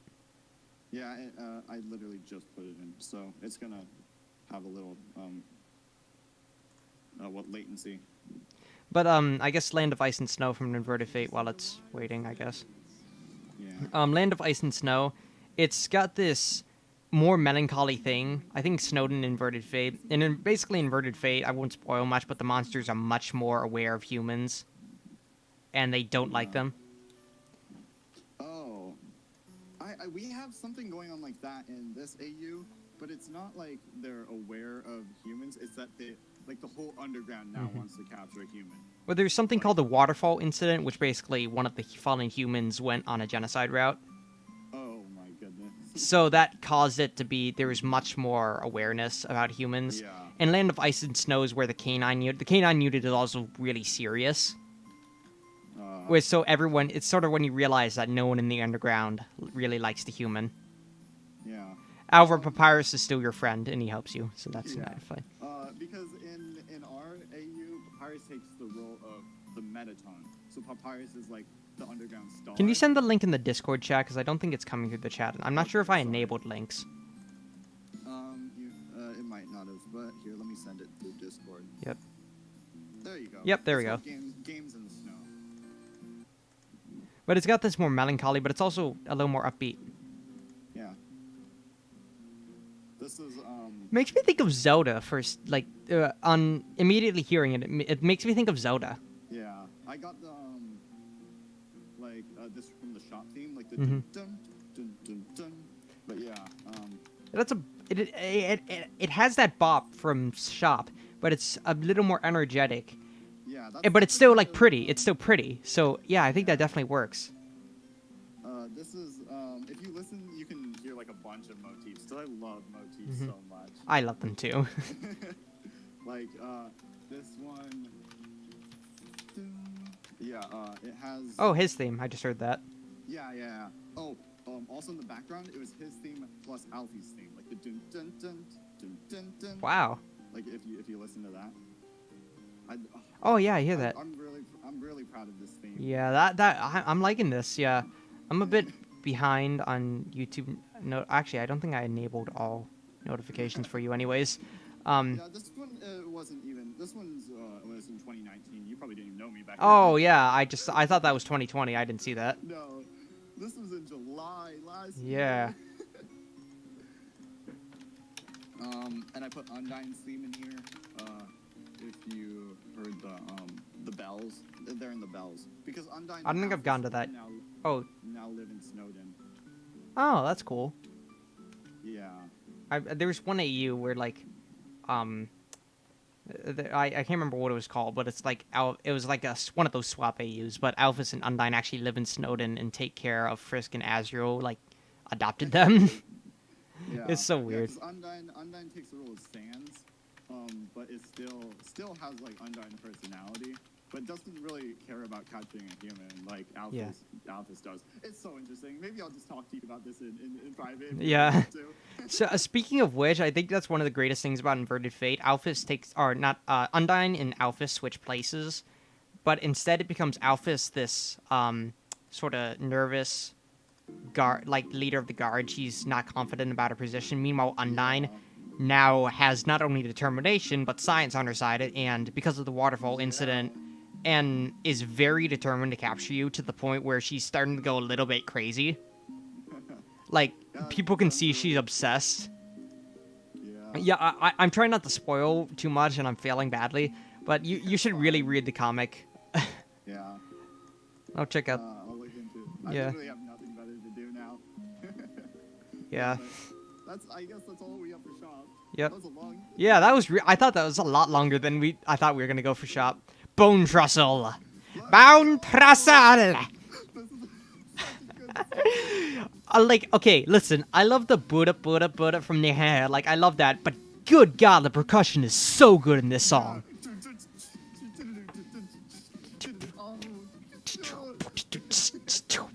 Aw. Yeah. And like the quote unquote drop. Yeah. Before the violins come in. Yeah. That's so good. And I just love how it builds on Yahehe, not only by remixing it, but also adding on its own melody to it, and like just making the melody longer. It like kind of doubles the melody's length. And Yeah. It adds some like different harmonies and like stuff. By the way, I love Bone Trusser trailer version. Oh yeah, I've heard that. I actually, it's kind of a ooh for me because it subverts my expectations too much, I think. Yeah, I feel like slightly overboard if we wanted to go for a Papyrus fight. I see why it's not in the Papyrus fight. But for the trailer, it worked really well. It's also the fact that that actually never starts with the beginning part. Like, it actually starts at the drop, the trailer theme. Oh yeah, it does. Yeah, which works better, so I see why it had to be lengthened. Yeah. Also, since Bone Trouble is supposed to be like, it was supposed to be like a subversion of expectations because you definitely did not think your heart was gonna turn blue. Yeah, okay. If we could talk about how this entire battle was set up, can I just go on a little bit of like a fanboy? Just go. Like, okay, you come to there, Sans is literally talking to you, treating Papyrus almost like a baby. He's like, yeah, my bro's gonna fight you. You're gonna maybe be careful of blue attacks, and you see those, and you're like, oh, the blue attacks, and this is gonna be fine. He gives you advice. He's like, yeah, you'll be fine. Then Papyrus comes in, and it's like, yeah, he's sending bones under you that aren't gonna hit you. Yeah.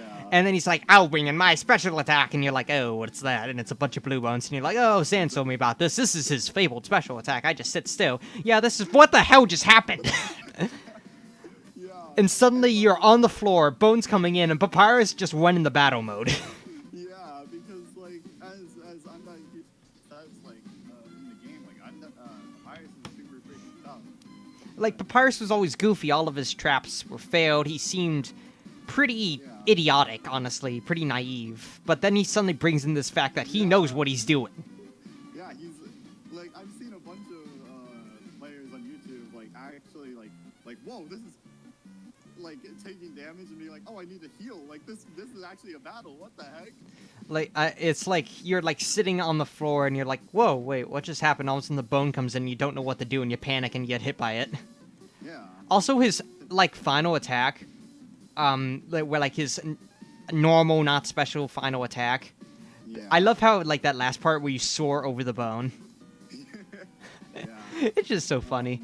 And there's a lot of theories I think about like how his special attack is supposed to be a Gaster Blaster, and I kind of think it was supposed to be. I kind of think it could have been that, but I also have my theories that Papyrus really isn't connected to Gaster as much as Sans is. Like, I know there's the whole thing that Papyrus is Gaster's son, maybe he's one of the two partners with Sans, but according to, like, the fun events and what's actually in the game, it's much more likely that Gaster's two lab partners would have been Sans and Alphys. Yeah, that's what I think. Because I'm not really into all like the Sand stuff. I think it's too conspiratorial for me. And like Gaster. There's definitely some connections with Sans and Gaster, but I don't think Yeah. Papyrus is automatically brought into it because of it. The reason why I think so is because when you're hanging out with Papyrus in this realm, he says that if he used his special attack, he would have got blasted. Yeah, it definitely probably was. I have this probably theory that Sans and Papyrus are pretty honest with each other. Sans probably hides a few things, but Papyrus would be pretty good at getting it out of him, and I feel like Papyrus would definitely know about stuff like Gaster Blasters in the lab. Not know what it's about, but would know some things. Yeah, and because he does say like, "Are you across time and space again, Sans?" Yeah, it's like, is Sans pranking you across time and space? I hate him when he does that. That's hilarious. It's also like, Papyrus, you know about this time and space It's stuff? like so casual, and you're like, wait, Oh, what? yeah. But yeah, just just like when the drums hit in Bone Trial, like first it plays and then it just goes to the. It just like, yeah, that just works so well. Yeah. And like And it still keeps that goofiness as well, which is amazing, but it makes it slightly more like serious. It's like slightly more serious, yeah. And it does in the battle song does sound like it kind of piratey. Like I can kind of see it, I guess. it's like the second part with the violin. Yeah, I think it's almost they're, like, swashbuckle. It's almost like a jig. Yeah. It's like a jig. Oh, welcome, almond guy. His profile picture is a shy guy with the shy guy mask in front of almonds. Oh, that is Interesting. yeah, that is interesting. Well, I think we've But, yeah. fanboyed over Bone Trestle enough. Should we move on to Dating Start? Dating Start also an amazing. Also, yeah, like, Dating Tense and Dating Fight are decent songs, but Dating Start is just so well fleshed out with the, like, It. you think Like, it's... the percussion is so like disco-y, like it like has like the triples like and like all the hi-hat stuff. Yeah. It's just so It feels like you're on a game show almost, as well. yeah, Like a dating show. Yeah, like, Papyrus has his book out, and he's like, okay, human, let me see. First, what the hell does this mean? What is this? What is a keyboard? What is C? What is a rose? Human, where do flowers grow? It's just so goofy how he's got, like, a dating book on him. And I like not really like, but like so many options in in the date. Like you can just not push anything on your keyboard, nothing will show up. Yeah. I love how, there's actually, like, a thing, if you push the key to bring up the dating HUD before Papyrus, like, tells you to do it, it'll actually be brought up, and Papyrus will be like, oh, you already brought it up. And I think that, like, subtle details like that. Yeah, it's just Also, the dating HUD is amazing, just egg. Egg. yeah. And also, Toby Dog is on the sonar. Yeah. Also, I'm just gonna say, I just people will keep on saying that like the Gaster theme is in dating fight, I just don't think so. I don't think. It's literally. Yeah, That's literally I feel what like it is. in order to be Gaster's theme, it needs to be repeated and probably modulate as well. Yeah, what I think is like the first, like the second note has to be either a minor second away. So like, Well, I wanted to say that at first, but there's also the fact that Toby definitely does a lot of key changing and stuff, yeah, like but I chord don't think changing with it's like. songs. So I I'm don't on the think fence it's about that. Oh, sorry. I was just gonna say I don't think he does it too much. Like, there's Yeah. not a lot of like when you can tell a melody or like a motif is a motif. He doesn't really like change the whole like maybe just a couple of notes around, but I don't think he actually like changes anything too much. The only thing I don't like about this scene is the fact that this song doesn't play during while you're in the house. It only plays once you actually talk to Oh, Papyrus. yeah. I feel like it'd be so much better if it. Maybe it's a thing with the temporary area themes that he couldn't have done, but I feel like it should have just played in the house while you're on the date. But I don't know. Yeah, because when you're on the date, it kind of was like It's like why Sans' theme nothing. here? There's like no music, right? Well, pretty it's sure. Sans' theme. It's just a normal house theme. Yeah, but like when you're in the room and the door closes, isn't there Oh, nothing? I thought. I'm not I thought sure. there was no music. That's I'm not how sure. I I thought there was Sans. I don't know. I can check later probably, but yeah. it's still the fact that I feel like the song should have played for the entire date until like Yeah. dating tense came in. But I don't know. Or maybe it was supposed to like kind of feel awkward Maybe, for a but second. also, like- did you know the Easter egg where if you go into the kitchen, Papyrus follows you to the edge. If you keep going in and out and talk to him, he's like, "Man, this dating thing sure is tiring." Yeah, and if you keep on doing that, I think he says more dialogue like, I can't feel my legs. Right? No, I think if you like talk to him again after he originally says that. Oh, okay. Yeah. There's also the fact that the fact I love how when Toby decided to add the DLC content or whatever for when the Nintendo Switch and PS4 came out. I love how it's under their sink. Like I love how the already told sink you can just now go through it and go into the chamber of dog. Yeah, I actually never looked at too much at the DLC. But, Well, it's not a yeah. DLC really. It's just like added stuff It's that just- was in the yeah. new games. Yeah. But I still need to fight Mad Mew Mew. Yeah. By the way, I made a remix of Mad Mew Mew. Oh, nice. Speaking of Mad Mew Mew for a second, their Inverted Fate actually has currently 3 playable fights out. 4, I think. One of them is an actual fan game, but 3 of them are on Scratch.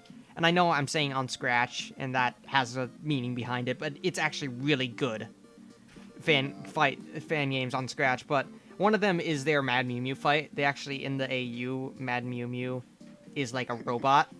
Like, Mad Dummy gets a robot body made by Undyne as Mad Mew Mew. Yeah.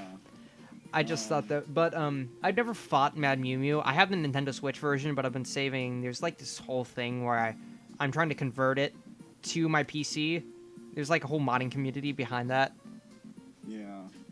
But so I'm trying to get it on my PC so I can stream that and fight Mad Mew Mew and record it. But I don't know. Yeah. Like, I always listen and dating fight to the percussion. Like the percussion. Oh, It's just so. yeah, I went detailed. off track, did I? It's fine. I'd probably go off track too. So. Okay. But like, I'm just gonna say percussion is just fire. Also, I love when, It's fire. yeah, I love when this part comes in because you think the first like minute, 30 seconds or whatever, somewhere around there is just going to be looped repeatedly, but after it loops once, it goes to this Yeah. entire new section that's just like this all of a sudden new just solo part that feels so good. Yeah, and it's like it never plays in the rest of the game. Like, It just kind of feels like Toby's flexing on us with that part, honestly. That's the part where it actually sounds like a dating thing. Mhm. Yeah. Is that it? Yeah, I guess. Let's move on to dating tense. Dating tense. I like this theme. It's good for the theme it is. It's good for the role it plays. Yeah. I also think like it has Undyne's theme at the end. I think. I wanted to say it, I'm not quite sure. It could have been. Like, Oh yeah, this part right here. The dun like the dun part dun that dun goes dun. Yeah, like that's Maybe it just works as a tense theme with Undyne. maybe it was supposed supposed to be a tense theme for Undyne, but Hmm. like didn't really. Then it put it in Papyrus. I'm not sure. It might just be. I mean, one thing I Yeah. think this was planned to be during Undyne's date, Yeah, that's what like that's yeah, what I think. but it just kind of didn't work out with how the scene played to be used during Undyne's date ever. So, Yeah. also by the way, someone mash up this with the Rude Sandstorm. It's the best thing ever. Yeah. I also like the turn down for what version. Yeah, yeah, that one. That one's so good. It's like find out, turn down for. Yeah, turn down for. It's like, and I think it like turns down for, and then it goes has Papyrus's like Yeah. sound clip play. I What think voice I clip? think it goes into dating start. It goes. Yeah. Dun, dun, Well, it goes through all through dun. dating themes. Yeah, it does. But yeah, that's it for dating 10. Here's the song. Let's see. Wait, I'm gonna go a little bit farther in. Okay.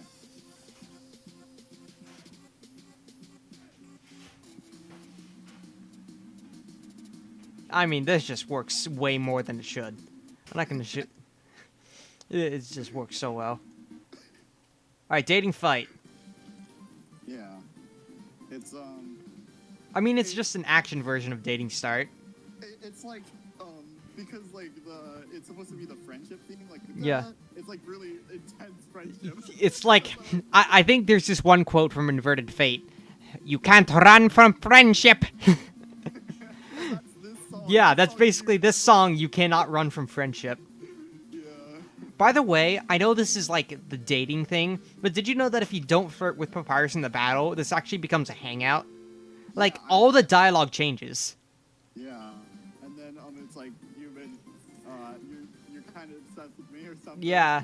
But no, like, what I'm saying is if you don't flirt with Papyrus, it becomes a hangout. Where Papyrus will never actually, like, talk about dating. It's just, like, hanging out with his friend. Yeah.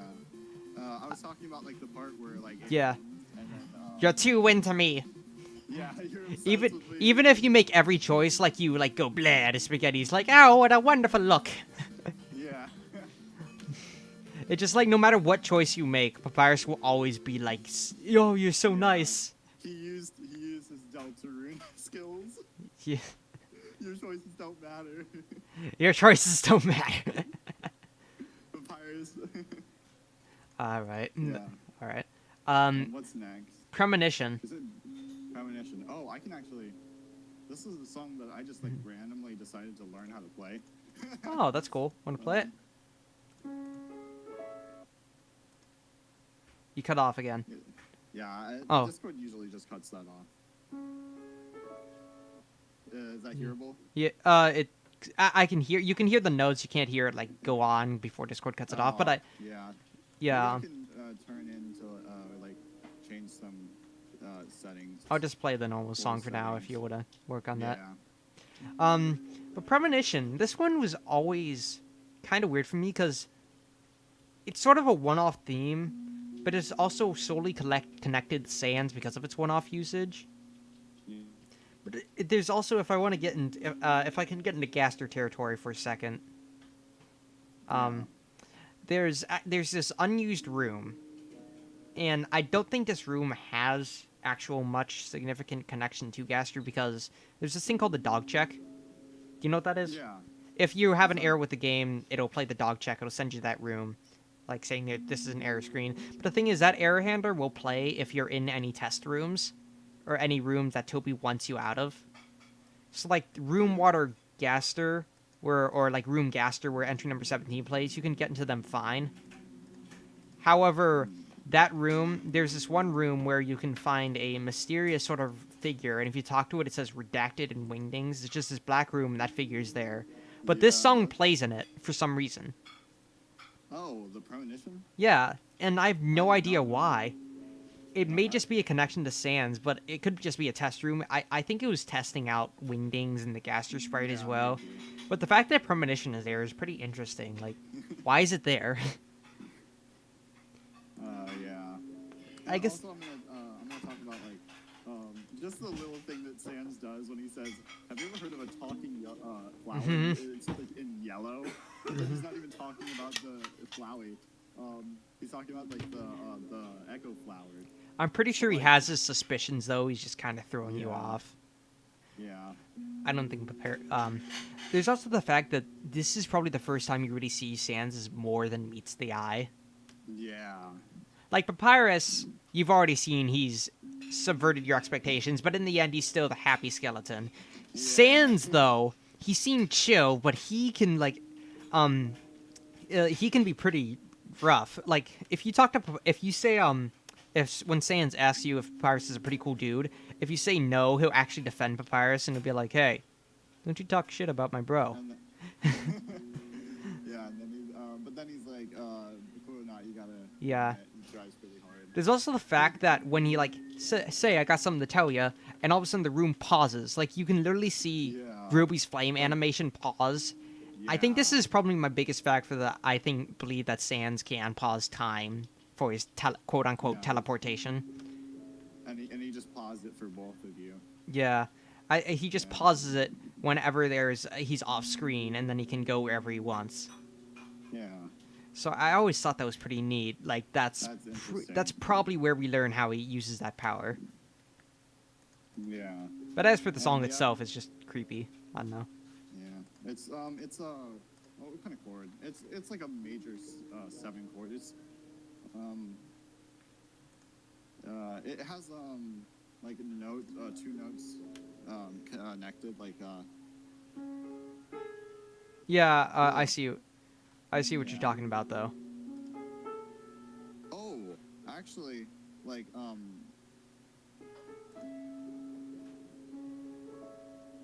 Yeah, huh. that's how it is. I- That's exactly it. Yeah. It does have a Gasser outline. Like if you take out some chords like the if you take out the D flat, you can just get this. Oh, Like, that's I that's guess, interesting. I guess you can. I guess you could. I don't know. It kind of has a connection. Kind of. Not really. I know it's just like it's a theme that would work so well for Gaster, and the fact that it's in that room just creeps me out so much. I've been trying to put this Gaster video forever now, but I've had to do so much editing and recording. Yeah. I don't know. It's just So- like probably one of my So biggest after projects. Premonition, is it Danger Mystery after? Yeah, it's Danger Mystery. Okay. Don't really have a lot to say. Yeah, It's it's like when Pyrus kind of goes to talk to Undyne. it kind of reminds me of you've heard of Hollow Knight? Hollow Knight, yeah. I don't really know a lot about it though. So. Do you know the song Sealed Vessel? No. It's the final boss theme, but it starts off with this sort of creepy violin wavering thing as it builds up Yeah. as you get to the boss. But it kind of reminds me of that. I don't know. It's just Yeah. kind of creepy violins. Mhm. I believe I And, connected it to something once, but I don't know. Yeah. It kind of sounds like You Idiot. Just a little bit. Maybe. Not too much, but yeah. Also, by the way, can we like Undyne? If you've done Pacifist, you kind of forget.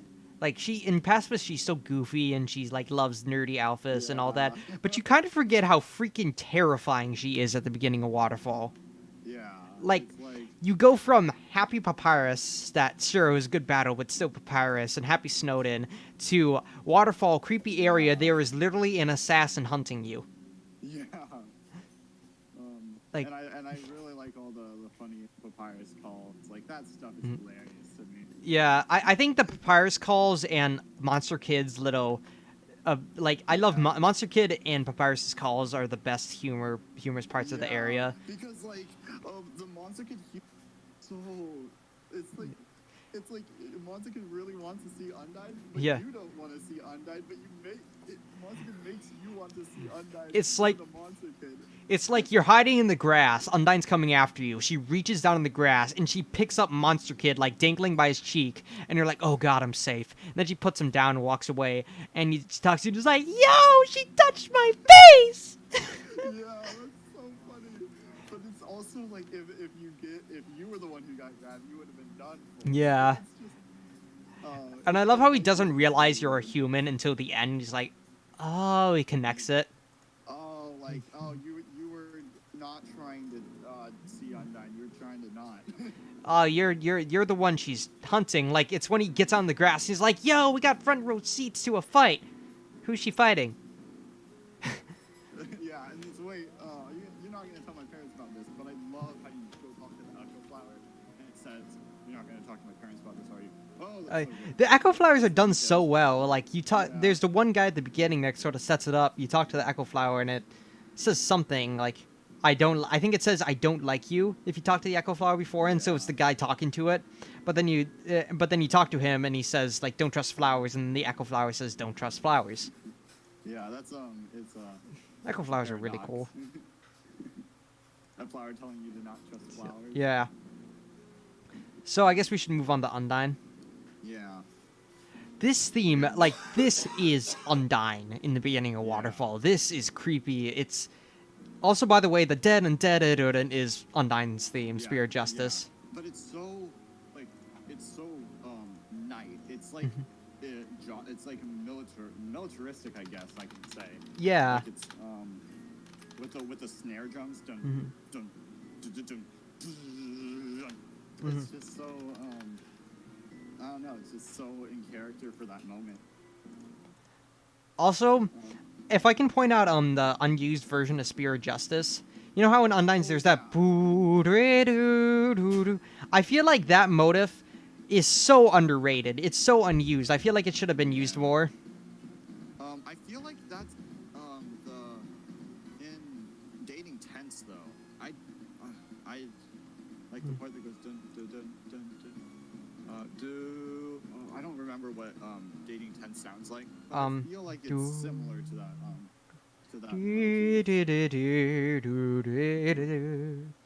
Yeah. I feel like the underused. I feel like maybe a slightly dumbed down version of unused Spear of Justice could have been used for a battle against Armored Undyne. Yeah. Because hear me out for a second. The soul mode with Papyrus was meant to be expectation subversion. It was supposed to be, oh, I'm suddenly in blue mode, but the battle still teaches you how to use it. However, Undyne, I feel like you could have easily had an encounter with her before the final battle where she uses green mode on you, which teaches you, because you're just thrown into Undyne's battle with it. Yeah.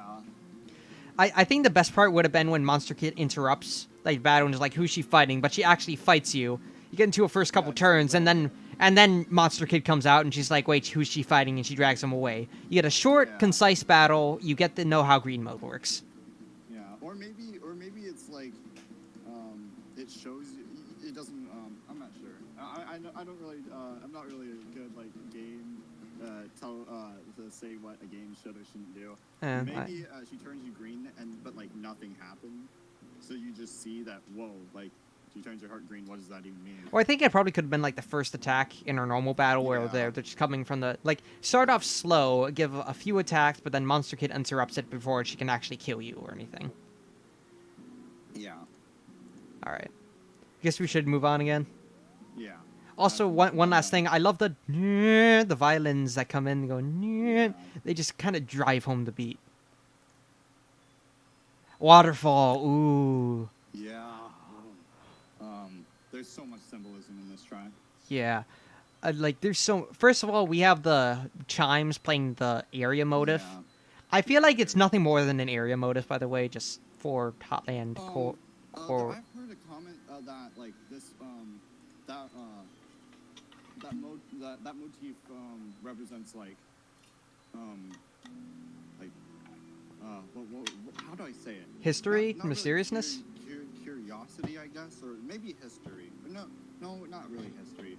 adventure, like searching. Yeah. But it represents like wanting to know, I guess. Wanting to learn like more about them. Wanting to learn more, but like that doesn't really make sense because it plays in Core Death by Glamour. or in Death by Glamour. Yeah. I feel like it's I feel like you can say that with Core because Core is a very like cool place, but it also like there's a lot of questions about it. I feel like it's supposed to be mysterious. It's sort of just for the more mysterious areas. Like, it gives you a sense of grandness. I think that's what it's supposed to emphasize. It gives you Death by Glamour doesn't scale really. of a scale of the world. Yeah. Or maybe in Death by Glamour because it has like the ratings, I guess. That's I mean, I guess Death by Glamour doesn't really follow the rules. I think it's just because we're in the core. Mm-hmm. Yeah. But also it's like the chimes. They're supposed to represent like the fake stars that the monsters are looking at. I always thought it represented the water dripping, like you're in a cave and like water dripping from like Yeah. stalactites. That's what it always felt to me. I just see it as like the stars. I can also see Like that. the shining. Speaking of which, Sans' telescope prank is the best.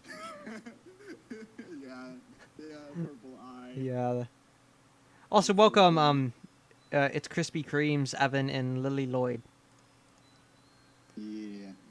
Also, so we have the chimes, but now we have this slowed down version of the Hope theme.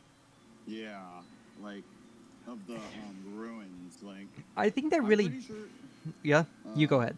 if you don't really listen to Waterfall that much, you'd probably think it's original. Like it's really not that like. It's you not have to obvious. Speed it up. It's not obvious. Yeah. That it's, Like if I speed it up right now. It'd be way easier to tell that it's the it's the ruins theme. But it just sounds so hopeless, and it's like, and it sounds so historic too. Like this is where you actually like read like the ancient text on the wall, and you know like, yeah. If I can bring in, I think it sort of represents hope, but at the same time, I feel like it represents, I feel like it also represents sort of a fading or a past hope, sort of like dying hopes. That's why, that's why the melody is so like, melancholy. And, because like the hope has faded away. If you read the history there, it's so much like, oh, this wasn't a war where humans are in the wrong. Yeah. Again, if I want to, I feel like I sound like a broken record, but if I bring back an Inverted Fate, there's like a part in it where Frisk actually talks in Inverted Fate. They have a personality, but there's a point where they actually like keep reading the records, and Frisk is starting to get more and more on edge about it. Like I feel like I don't really, this is getting wrong. And at one point, Kara's the narrator. Yeah. Like they're confirmed the narrator, and they'll actually talk with Frisk a couple times. At one point, Kara will actually tell Frisk to stop it, like stop reading it, because it's a bit much. Yeah. So. I did make a waterfall for the AU. It's not really it's not really as good as my Snowden thing. It's fine. I probably listened to worse. Let's be honest. Yeah, I say a lot of AUs don't really know about music theory, but yeah. I mean, I think that's what I like about Inverted Fate. It has an awesome soundtrack, but yeah, I can. Yeah. But yeah, just the piano and water. Oh, I also wanted to say. Yeah. That you can hear a little bit of like the part where it's like da da da da.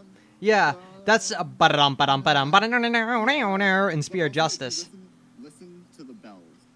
Go and listen to the bells there. Right at the.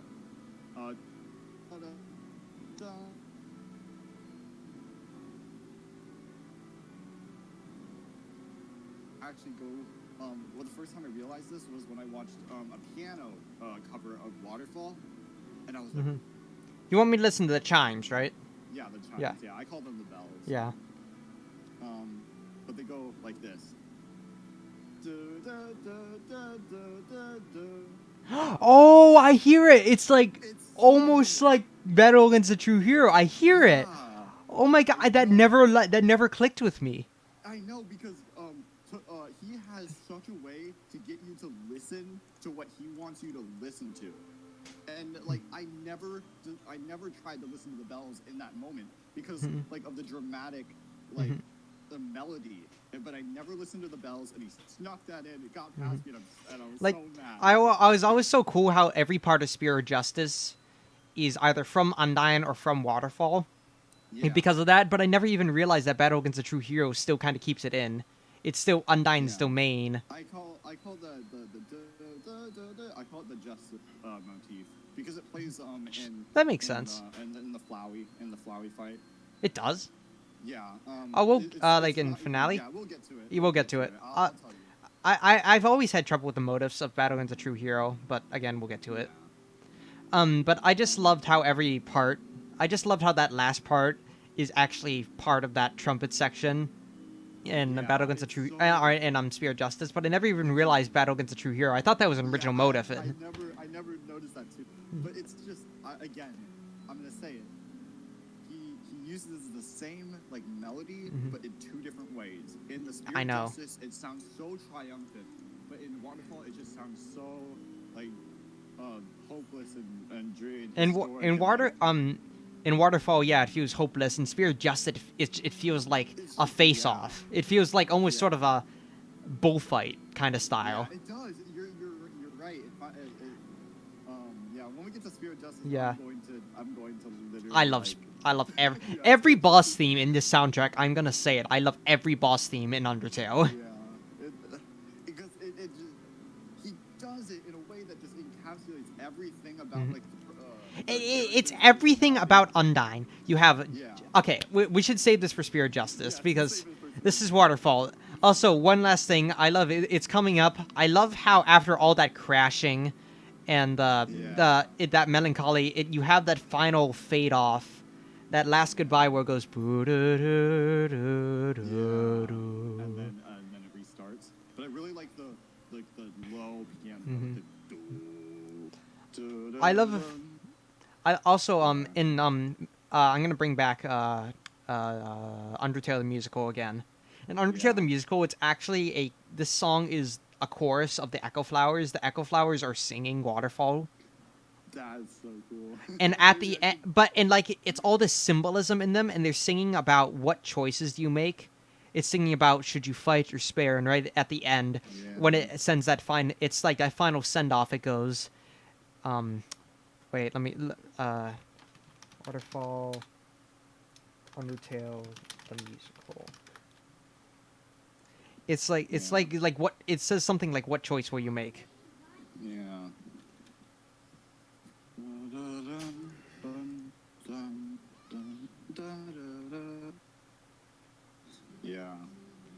Yeah. You have to make the choice. It's like when the crash goes, it goes, you have to make the choice.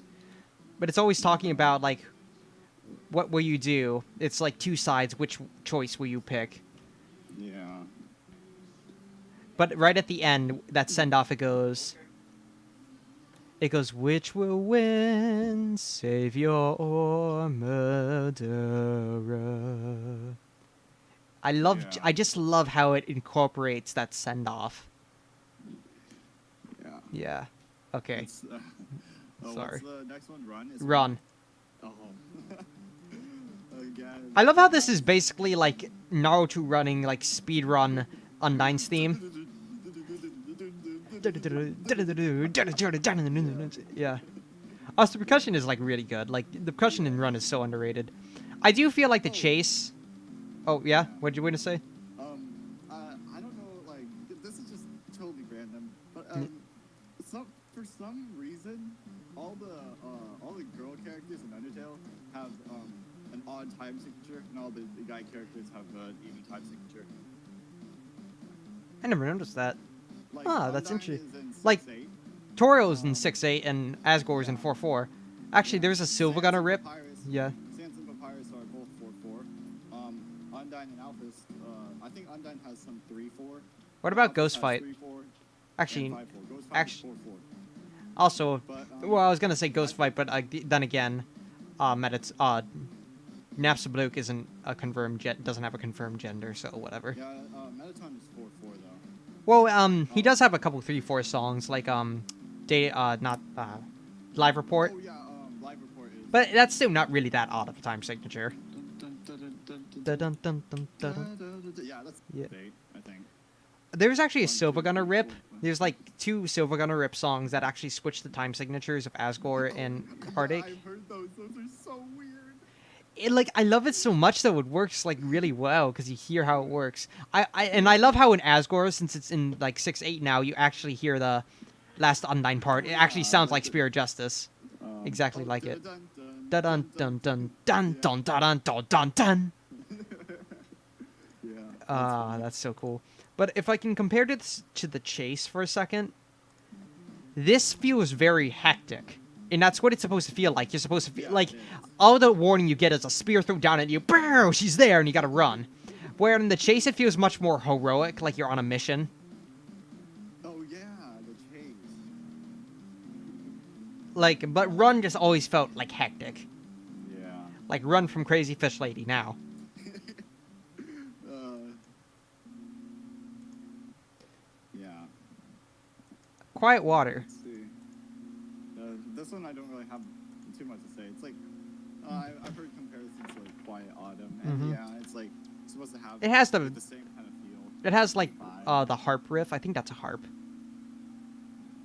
It's got the same like riff right there, but other than that, it's just kind of quiet. I think Toby wanted to go for a similar style and like have a connection back to Quiet Water, but he just wanted it to be the same style of Quiet Area theme. Yeah, it's like supposed to be like, oh my gosh, finally some night peace and quiet or Yeah. something. Like a break. It's Or I like think a this actually plays before Waterfall.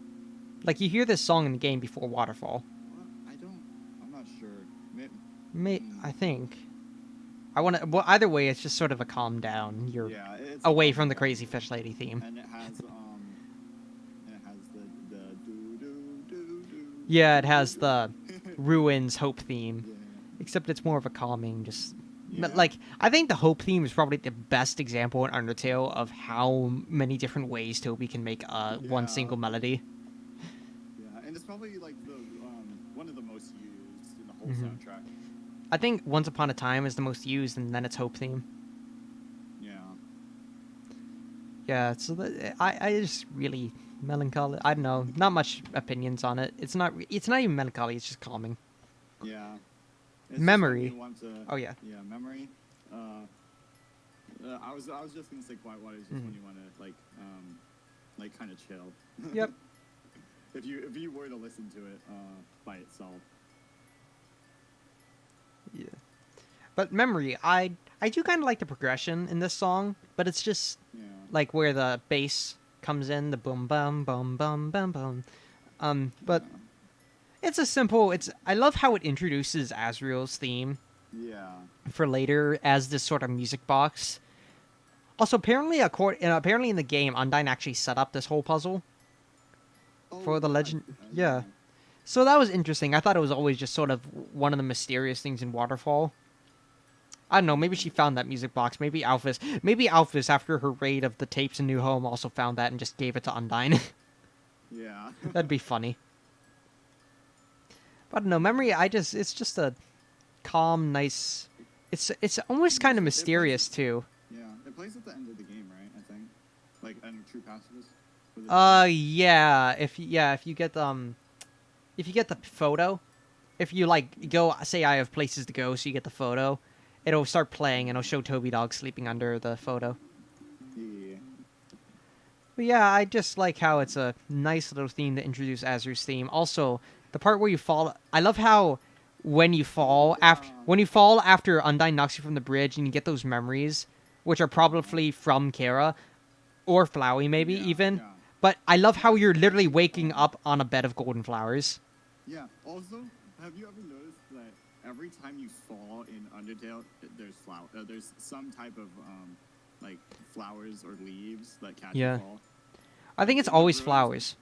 Oh yeah, where there's ruins, when you leaves. fall down, yeah. Mhm. Some kind of like plant-based Mm-hmm. thing. Yeah. But I always thought of like a memory was sort of a combination of Kara's memories and Flowey teasing you. Because Flowey definitely follows you. You can actually see that in the game. Yeah. So it's You, Oh, you speaking just of do which, I think I never brought up in the the room in Waterfall where Undyne confronts you, but Monster Kid goes and he's like, "Who's fighting?" right before the bridge. You know what I'm talking about? that. Oh yeah. Yeah, that area where you go up to the area with the bridge, there's lines of echo flowers, and if you actually speak to one of them, Flowey will actually be there actively trying to creep you out. Yeah, if you talk to that flower, Echo Flower, there's a message from it from Flowey, depending on what you I did don't to remember Torio. what it says. I don't remember. Depending on what you did, if you spare Torio, Flowey will be like, Flower will say something about how like Torio's forgotten about you with the flower. But if you killed Torio, it's even creepier. The flower will be like, "Where's my child? Where's my child?" God. Oh, And then it'll be like, that "My is child, creepy. why?" And then it goes, "She's forgotten all about you, you murderer." Oh, that And is that's like the first time I saw that, I was like, "Oh my god, Flowey, that's just ugh." Yeah, that actually literally my hairs are standing up. Yeah. Do we want to take like a small break? Yeah, sure. I was just gonna go drink something. That's all I. Yeah, I really gotta did, use the actually. bathroom and like grab a snack, and then we Okay. can come. Like, let's recoup in like 10 minutes. Yeah. All right. So guys, we'll be back in like 10 minutes. Sit tight. All right.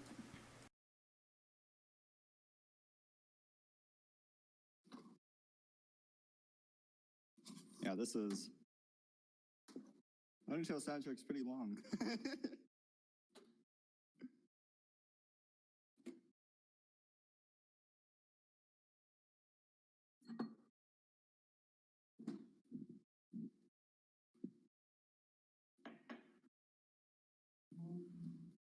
Okay. I'm gonna drink some milk.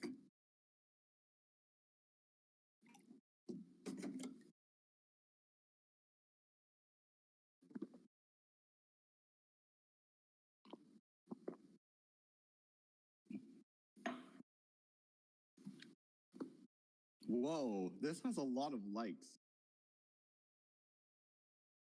I literally just checked the like count. This is 19 likes. That's a lot of. That's more likes than my videos get.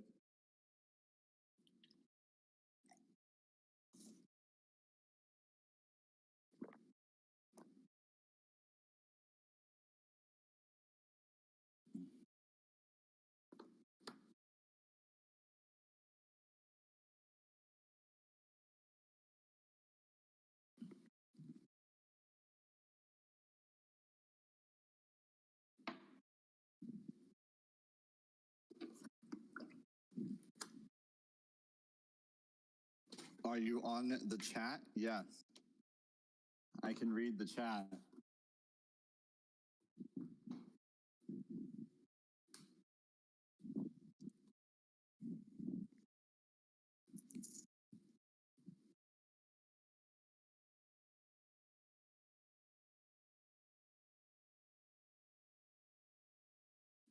That's me. I said sup.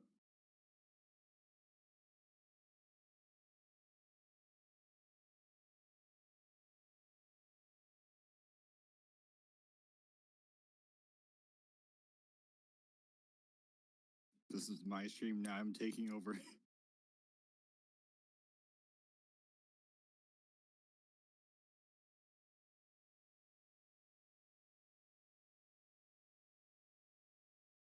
um, yeah.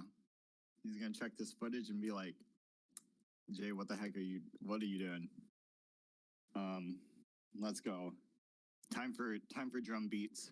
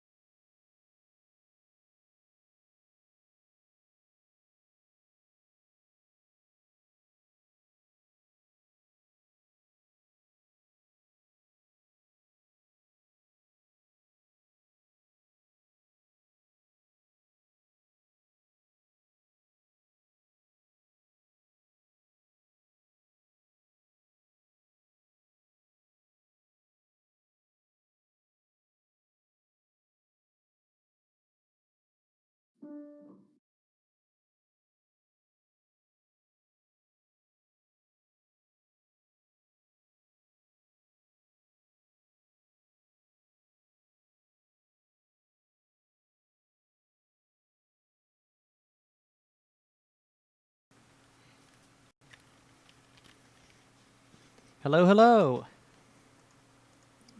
Hello. Oh, right in time. Yep.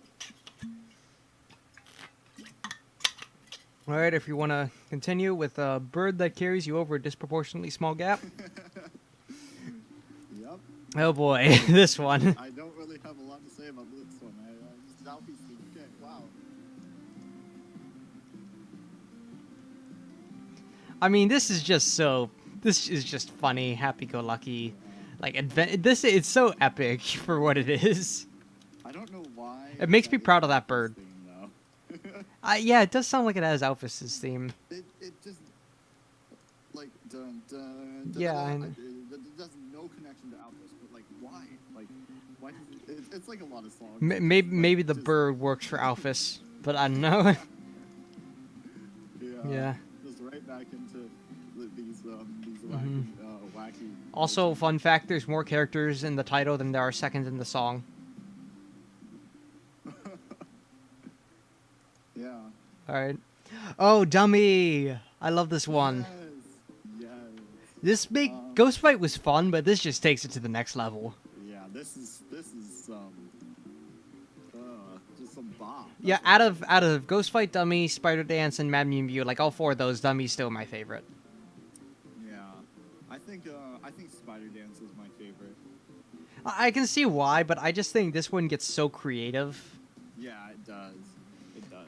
Like I love I first of all I love the bum bum bum bum like the dog bass gets like turned into now a guitar sort of thing, like a booming bass. Yeah. Also, like something I'm not sure a lot of people know about this, but like I heard this and it blew my mind. Maybe you know, but the song tends to repeat itself 3 times, Yeah. and so does the dummy, like saying like.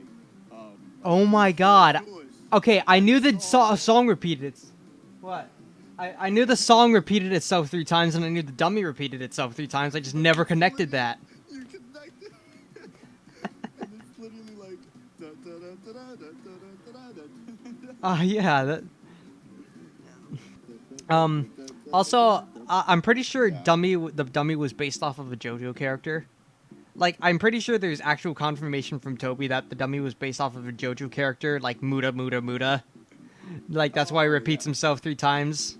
Yeah, but that blew my mind. Yeah, that's actually really cool. Those together.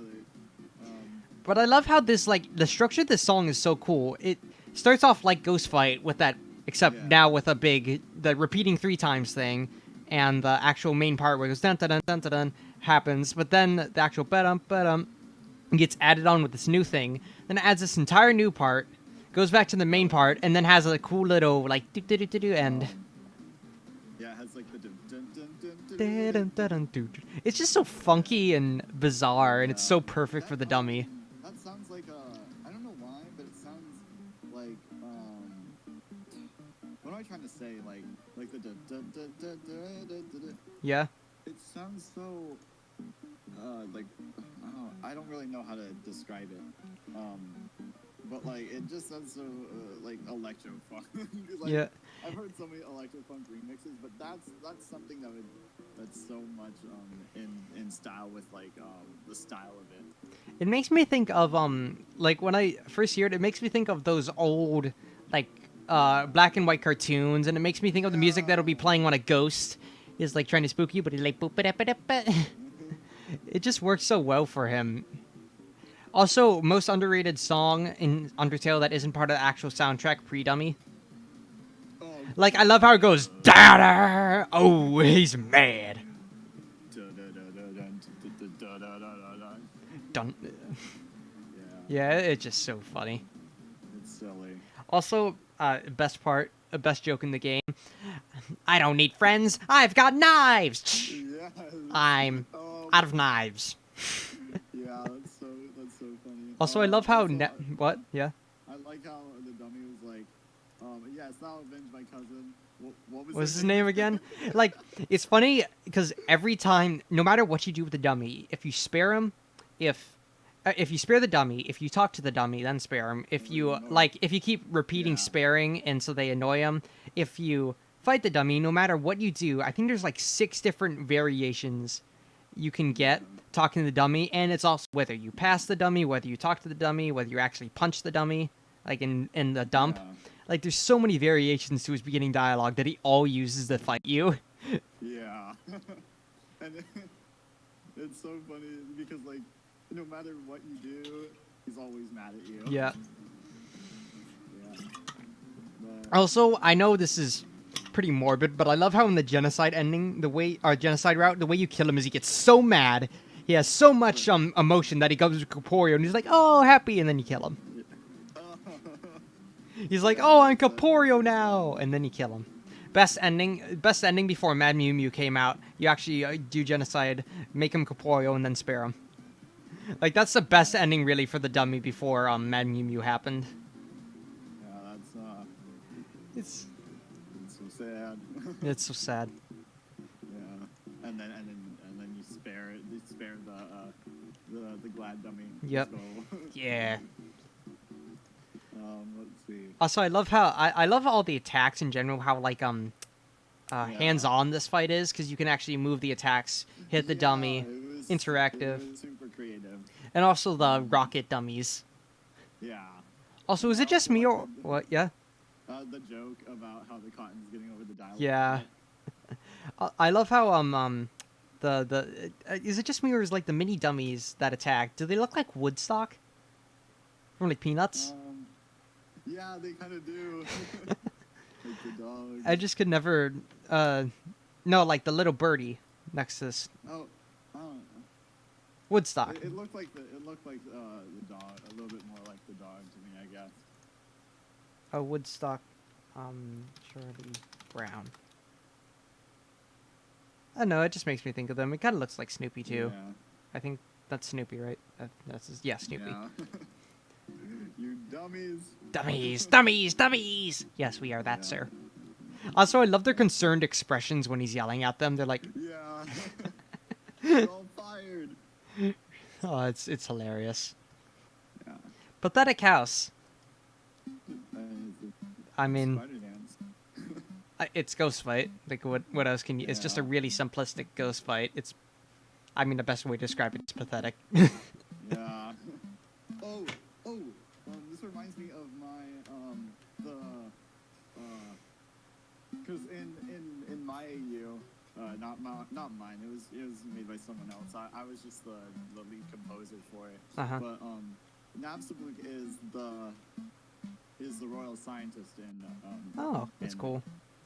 And I made a theme for Napstablook. This is another one I'm super proud of. Oh, sure. I Send it in. I can send it in. Send it in But, like, Discord. The way I don't know. It's called Pathetic Lab, Yep. and oh frick, I forgot to copy the link. I'm so dumb. Here, like, listen to this. I love it so much.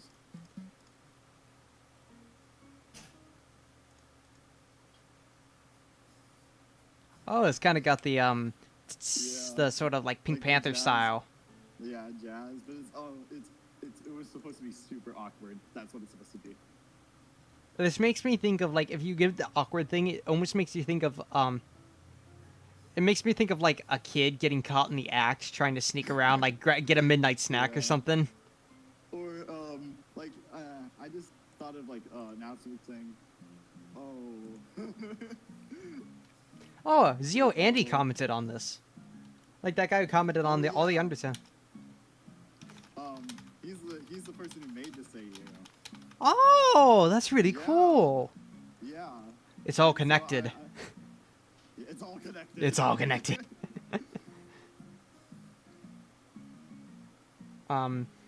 But yeah, I see.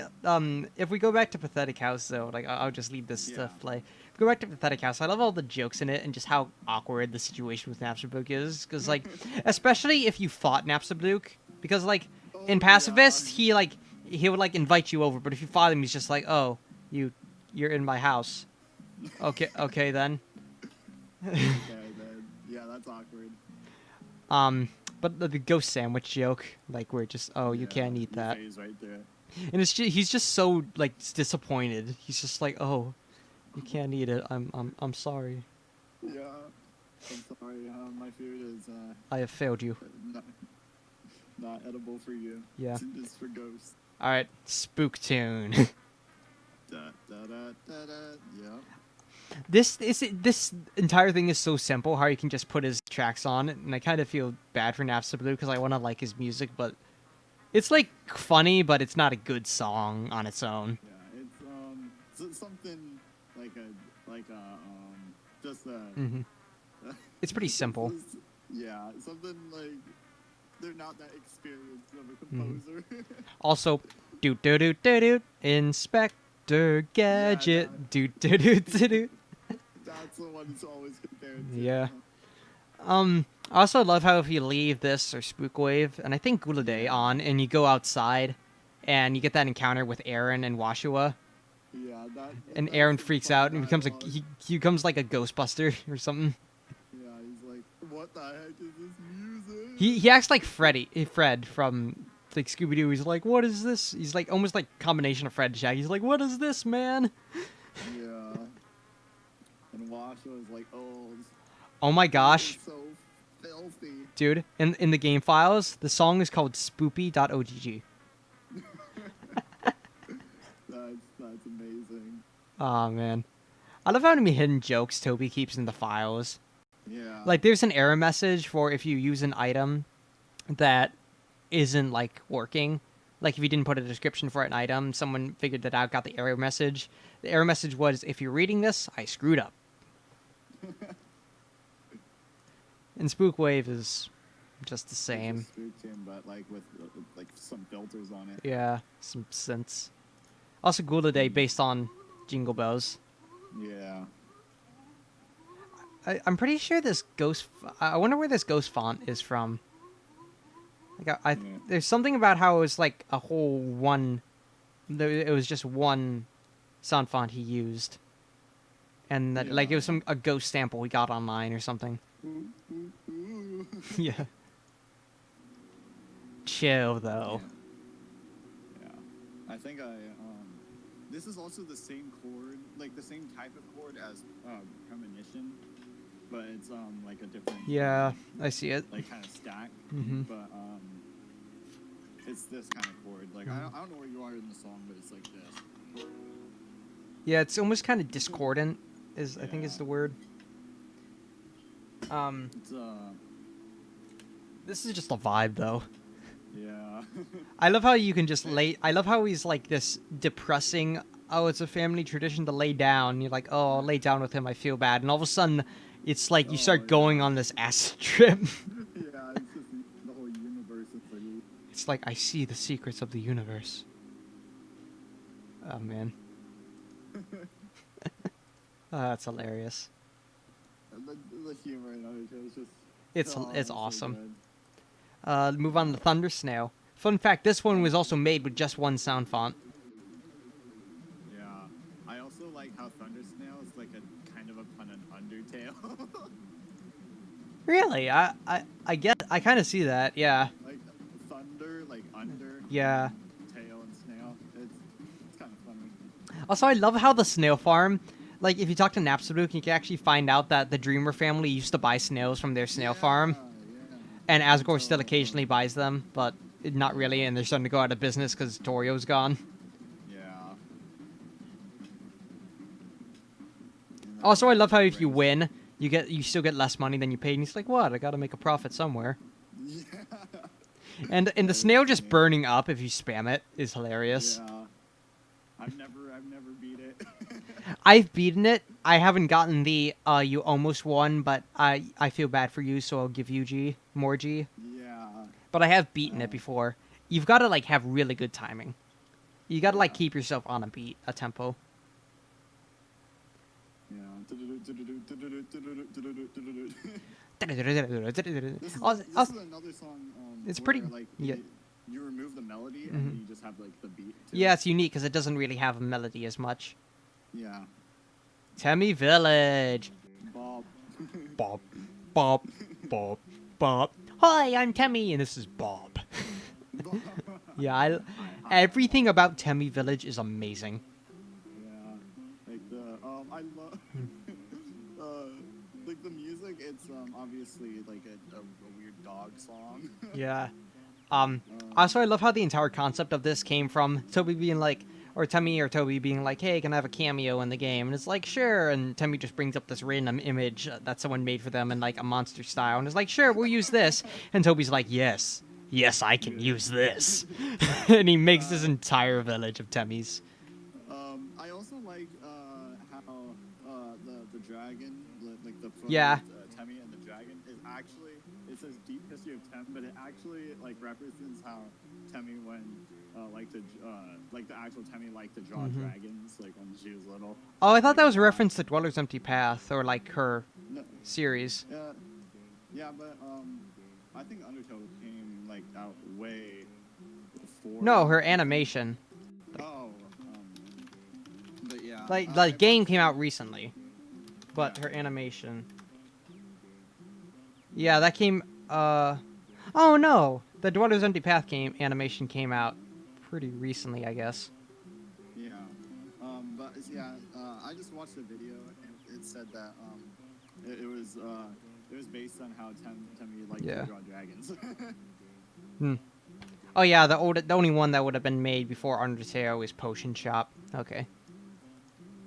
Oh, okay, yeah. Also, by the way, a quick thing in Potion Shop, the music in Potion Shop uses the same sound font and sounds similar to the Circus from Deltarune. Oh, I did not.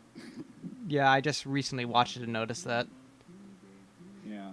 But back to I like the percussion. Yeah, it's in Temmie Village. It literally just sounds like you're hitting cups. Like it's a wood block. I'm pretty sure it's a wood block. Yeah, it is a wood block, but I just imagine like it being like a little cup drum. Yeah. Like you're like hitting it with chopsticks or something. I don't know. It's just so derpy. Also, I love how if you go, the save point goes to Temmie Nation. Yeah, but at the end of the song, it's like. It's just. Oh, by the way, if you get into a fight with Temmie, like the fight with Temmie and Waterfall, if you bought a Temmie flake from the Tem shop, and feed it and give it a Temmie flake, but you say no instead of like actually giving it, you go no.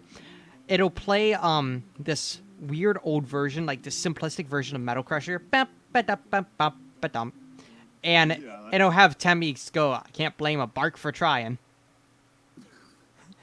I think I've seen that. Yeah. Like a long time ago. It's so weird. That is weird. Tem shop. And this is just awkward, weird dog song. Yeah, I love Tem shop too. Bow, bow. It's so derpy. Yeah. Also, this has a weird structure to dog song. Dog song actually goes this part, then the second part, then the first part again. But this one only goes first part, second part. But I don't know, it's just, like, I love how this is the only shop theme with a unique theme. Yeah. Like, this entire thing is essentially a cameo, but it works so well. And the sound font is just perfect. It's so... It's so... I know, how do you describe it? It's just... It's... Yeah. Alright, now we're finally on to Nya.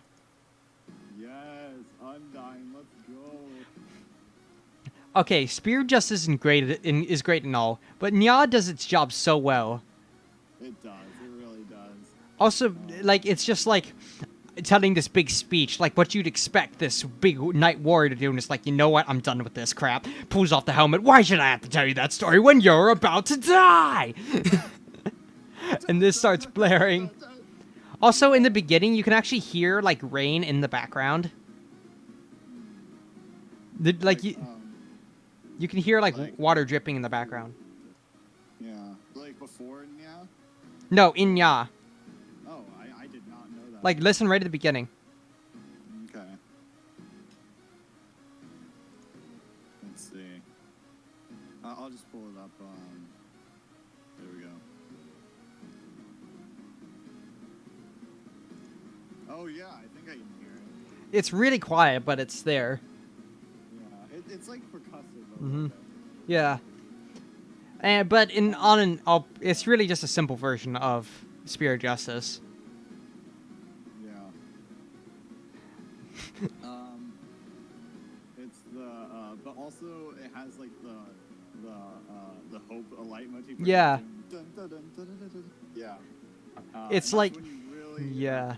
you first hear how like impactful that theme is. Hmm. Like And it works so well for Undyne because it represents, like, she sees herself as a representation of all monsters. Yeah. Of, like, she's the beacon of hope. yeah, their hopes and dreams. Mhm. Yeah, and so I just love everything about. I just love everything about this scene where it's like you're expecting this battle against a battle-hardened warrior, like serious battle. This is it. All of a sudden, it's Crazy Fish Lady is gonna take you down. yeah. Like she's had it. She's done with it.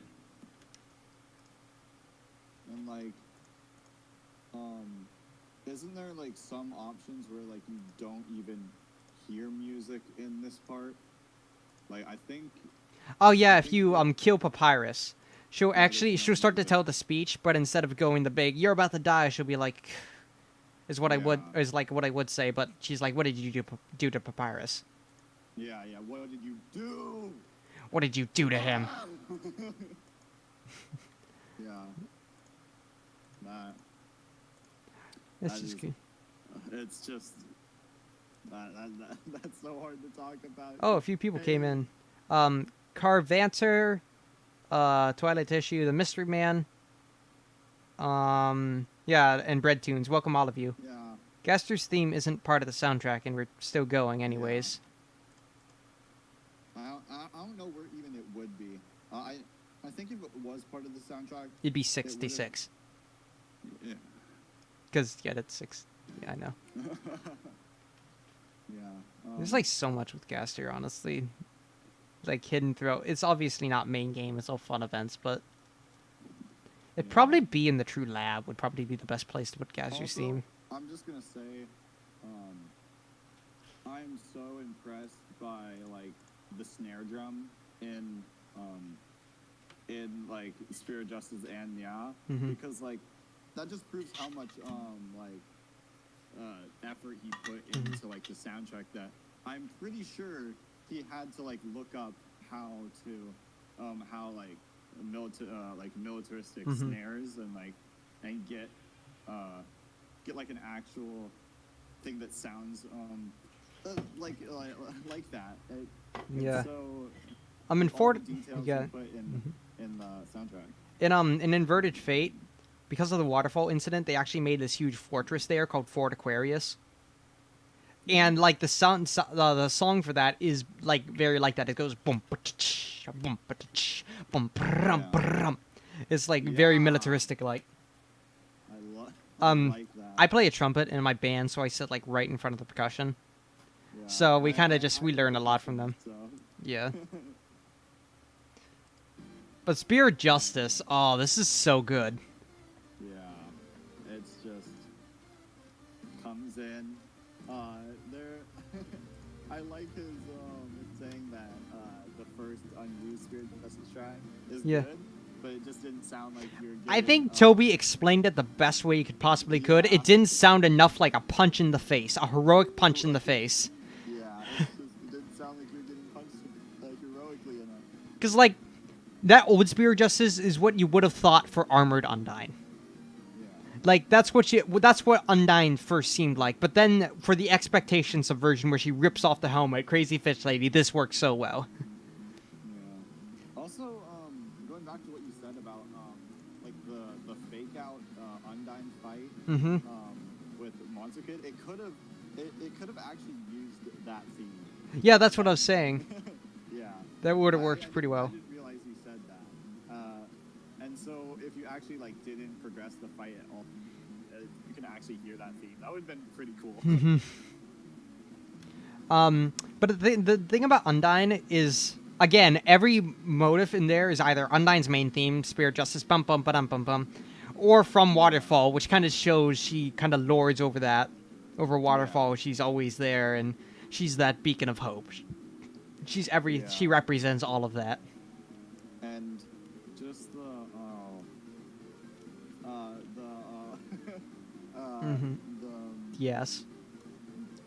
Go what on. was it called? The key change in the Yep. just adds so much to that. Have you ever seen the video? Yeah, where it doesn't. Without no key change? It feels so awkward. Yeah, it feels so wrong. Yeah, No but key change. It's like what?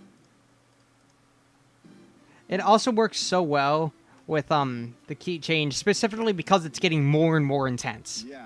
Also, I love Key changes yeah. are dramatic. Can be dramatic. Yeah. Also, I love how with the last hope motive right at the end, it starts off with like sort of calming, and then it starts getting more and more heroic and intense again. Yeah, like the part where like you can hear it's like I don't really know what the instrument is, but like it kind of calms down. It's like Yeah. Yeah, that's what you I'm. can hear the snare like. It's sort of a calming second before justice comes back in. Yeah, and it's like da da, and it's like a key change. Yeah. It goes to. I think it goes like a bit of a minor. It might be in the same key except minor, like a minor change. I don't know. Yeah. The song's already a minor. I don't really. Or like know. it's like a different type. I don't know how to explain it. Yeah, it's like a. I'm not that good at hearing like I don't different. really know what happens Mine. there. I'm not sure at hearing different keys by ear. Yeah.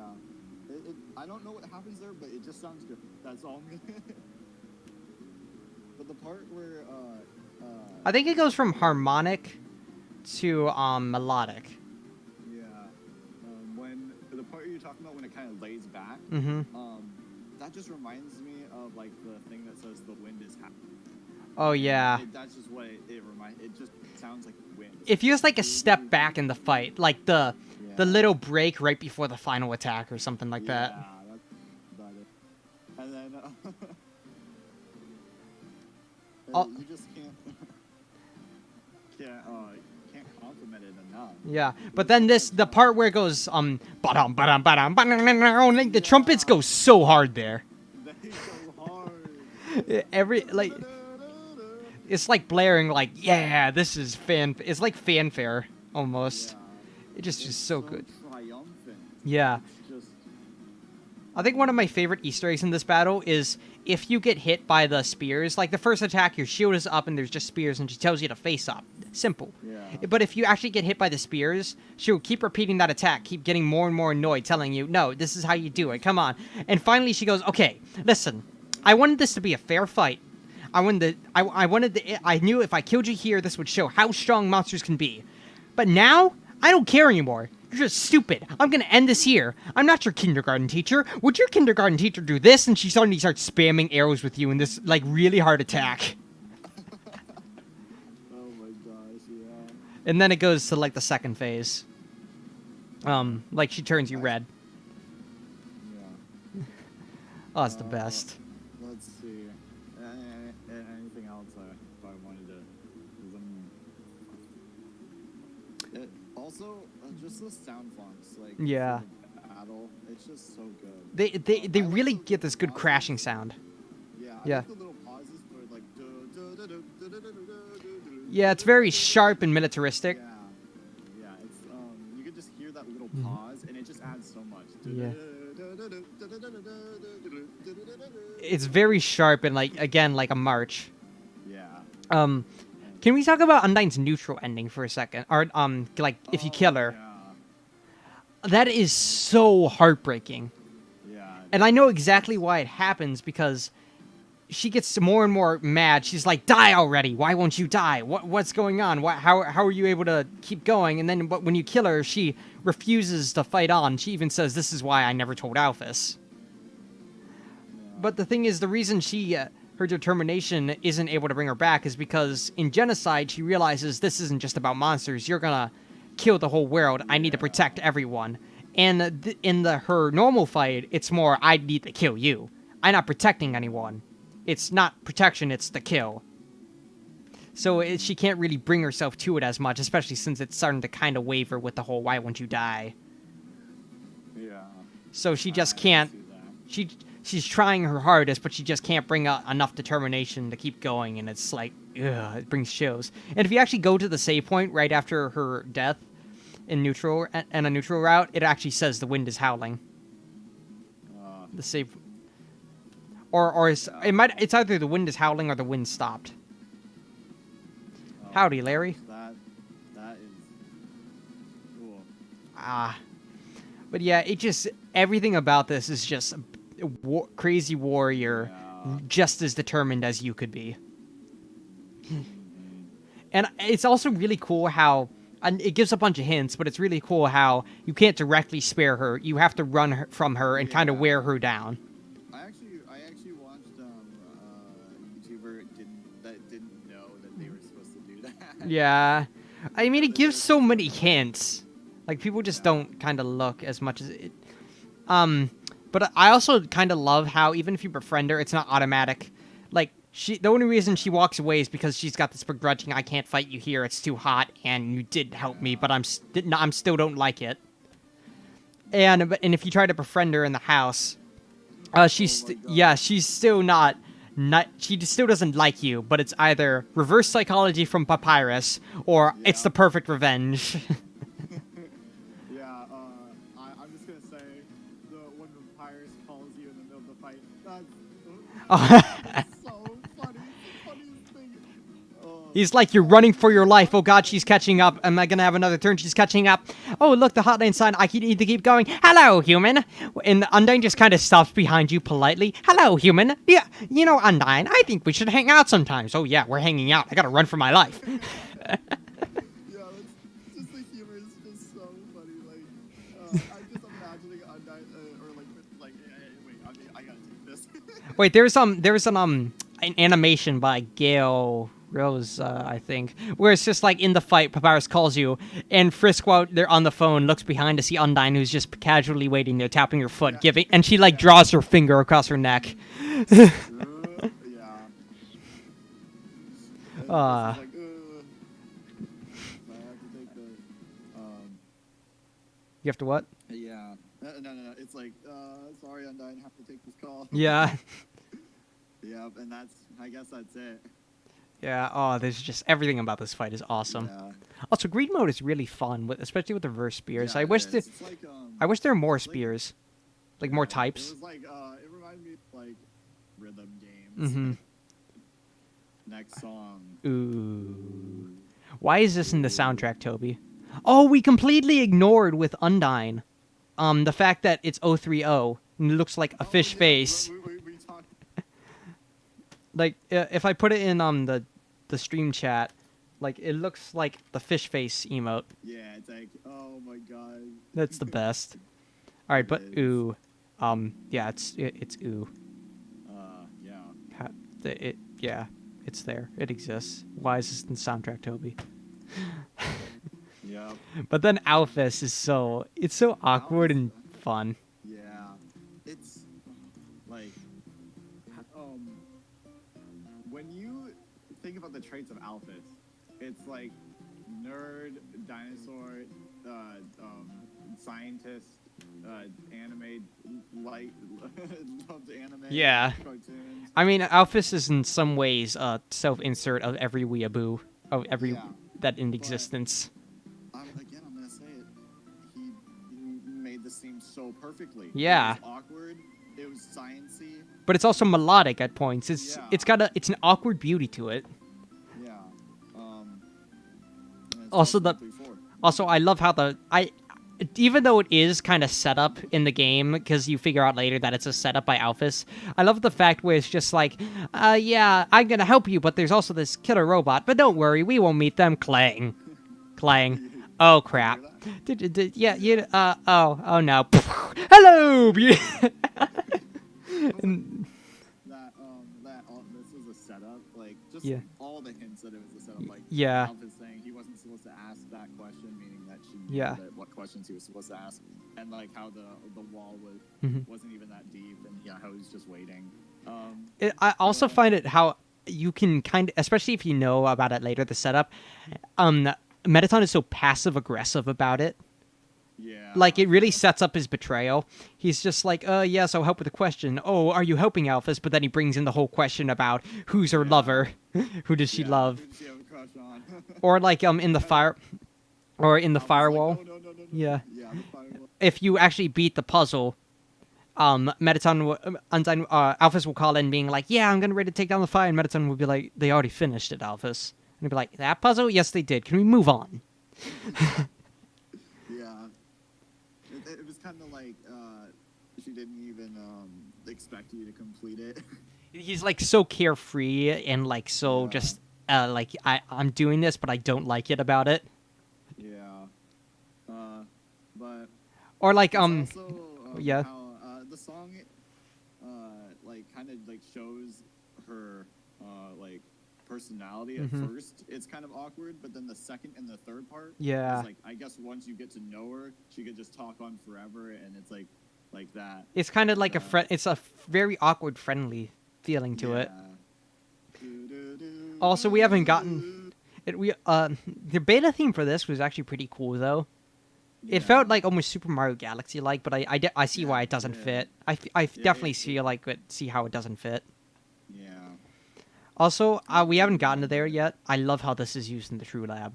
It's so It's so good. God. It Yeah, gives me chills. yeah. We'll get to that though. It's showtime. It's showtime. I like how it's not a snare, it's a clap. Yeah. Yeah. It's like the audience kind of clapping along. Yeah. It's just this is the definition of game show hosts. Like he hit it so well. It's so good. Yeah. It's just so good. Welcome. Again, like, Yeah. Oh, it the just melody.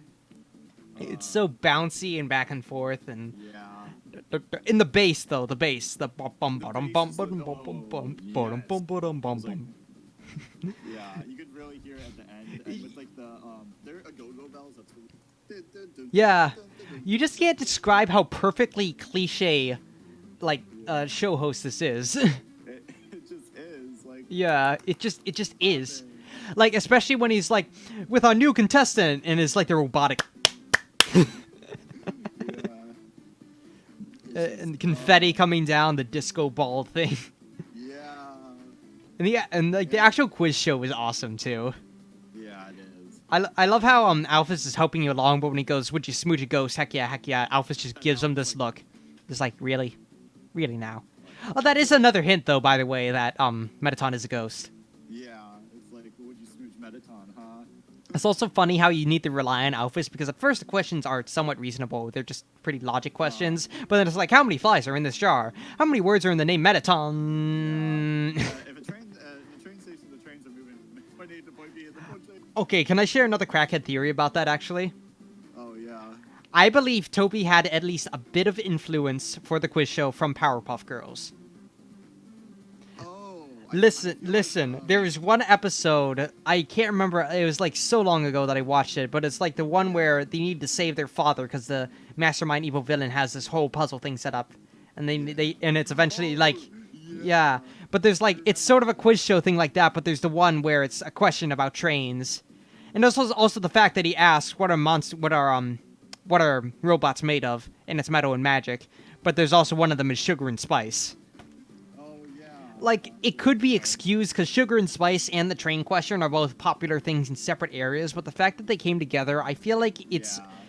I'm on the fence about it, but I want to say he knew the Powerpuff Girls. I don't know. I always get like sugar and spice that gives me Powerpuff Girls vibes too. Yeah. And let's see.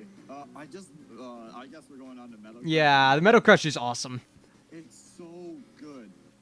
It's because I feel like the song plays in a way that you're not, like, the first time you hear it, you're not supposed to know where it's going at all. Yeah. Like, just how the the quiz show is, like, just going all sorts of directions. It's just like how the song goes, too. It's like, the melody is just out there. It's like one of the most complicated melodies in the whole game. And the second melody is also just... Also, the key this song in is, like, it's like... I want to say it's either 7 or 8 sharps. The key this is in. I want to say it's like G sharp, yeah, it is. It has or a not lot G. of sharps. Yeah. I think I can play it on.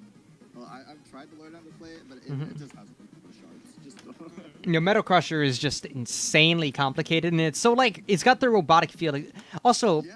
even it's like before, the metal. even before we've like, there's all these theories on Metaton on how it's like maybe Metaton, but it just the moment I heard that name, I don't know why, but it kind of just tells me robot when I hear Metaton. Yeah. It just feels like a robot name, like Yeah, Gigatron or it something. does. Yeah, Metaton. It does. It gives you that robot. Also, the it's so funky and it's so good. And like I love the little the pitch changes. Yeah. So, like the main melody and even the percussion is sort of bit crushed. Yeah, it is. Everything is almost bit crushed, so it's got this robotic feeling to it. Yeah, it's like almost like it sounds metal. Also, it's so satisfying how Metaton swings like perfectly to the tempo in the. He's like swinging left and right. Yeah. Also, did you know the for Would You Smooch a Ghost, the timer actually goes up instead of down. I did. Yeah. But yeah, I just love how the music matches. Again, it matches the game where like So it's well. all wacky. Yeah. The music is wacky and fun, and like the questions are like just out of. Also, Get, crazy. Also, when this is slowed down with your original encounter with Metaton and Genocide, like, it is so creepy. It's like pitched down low. Yeah, that's. It doesn't really work if you just slow it down on YouTube because it's like pitched much lower. But Yeah.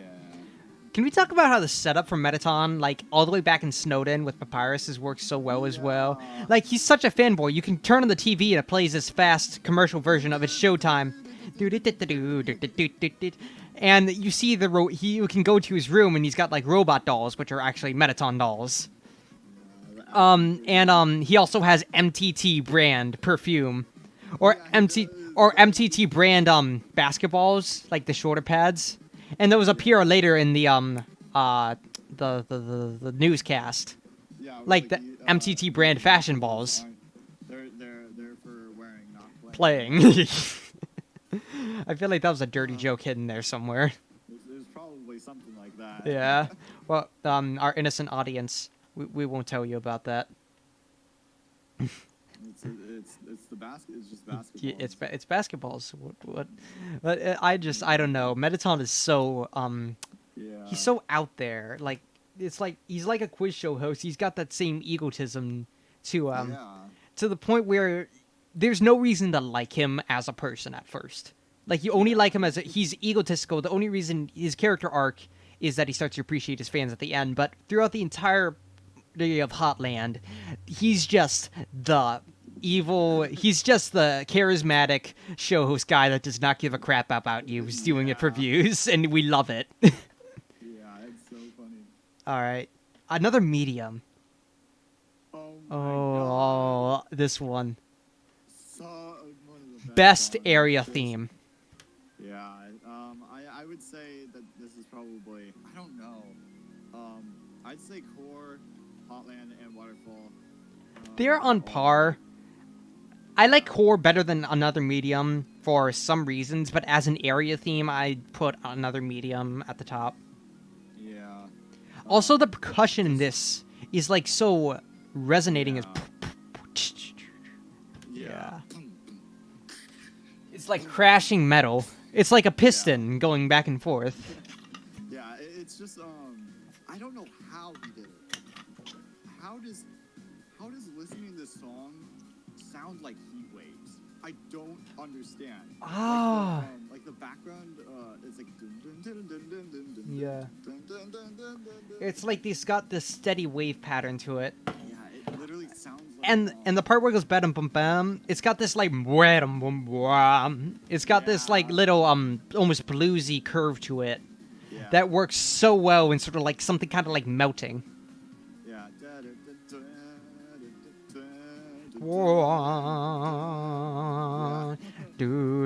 And then we get to the part where it's got the chorus. Yeah. the percussion is like there again. Yeah. Just like the choir, like it just feels so big, Yeah. and it feels like there's so much more to Everything this area everything about Hotline is just grand. I know it's so like the bass is just big. It's just Like that one scene where you're standing in front of the sea of lava and you see the core in the background. Yeah. Like that is just so perfect. This area is huge. And it's also why I think the area motif is still like a curious motif, is because this place still has a lot. It's more, got a grand feeling to it. I think that's what it is. It is like the grand motif. Yeah, it's like it's not in the ruins because the ruins are kind of small. and the snow and snowy. I mean, we already have our issues with it, but it's also not really that big. Yeah. The only time you really get a sense of scale in Snowden is when you see that house in the background. Yeah. But even then, Papyrus says it's a painted mural, and it's more just looking down from a cliff. It's not looking over these shallows of water and these caves, or looking over a sea of lava. Yeah. Like. Wow. It's just so. It just gives you this big feeling like you're so tiny in this, like a well-oiled machine that just keeps going on. Also, can we talk about those like glowing stack things that like snake in the background?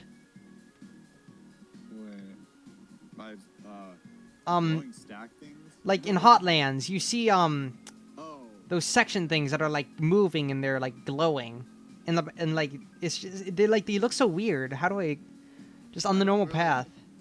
I don't really know. Think of the game right now. Hotland. Glowing section things. I'm gonna have to check the stream because I'm looking for. I'm trying to find a good image of it. Okay, let's see.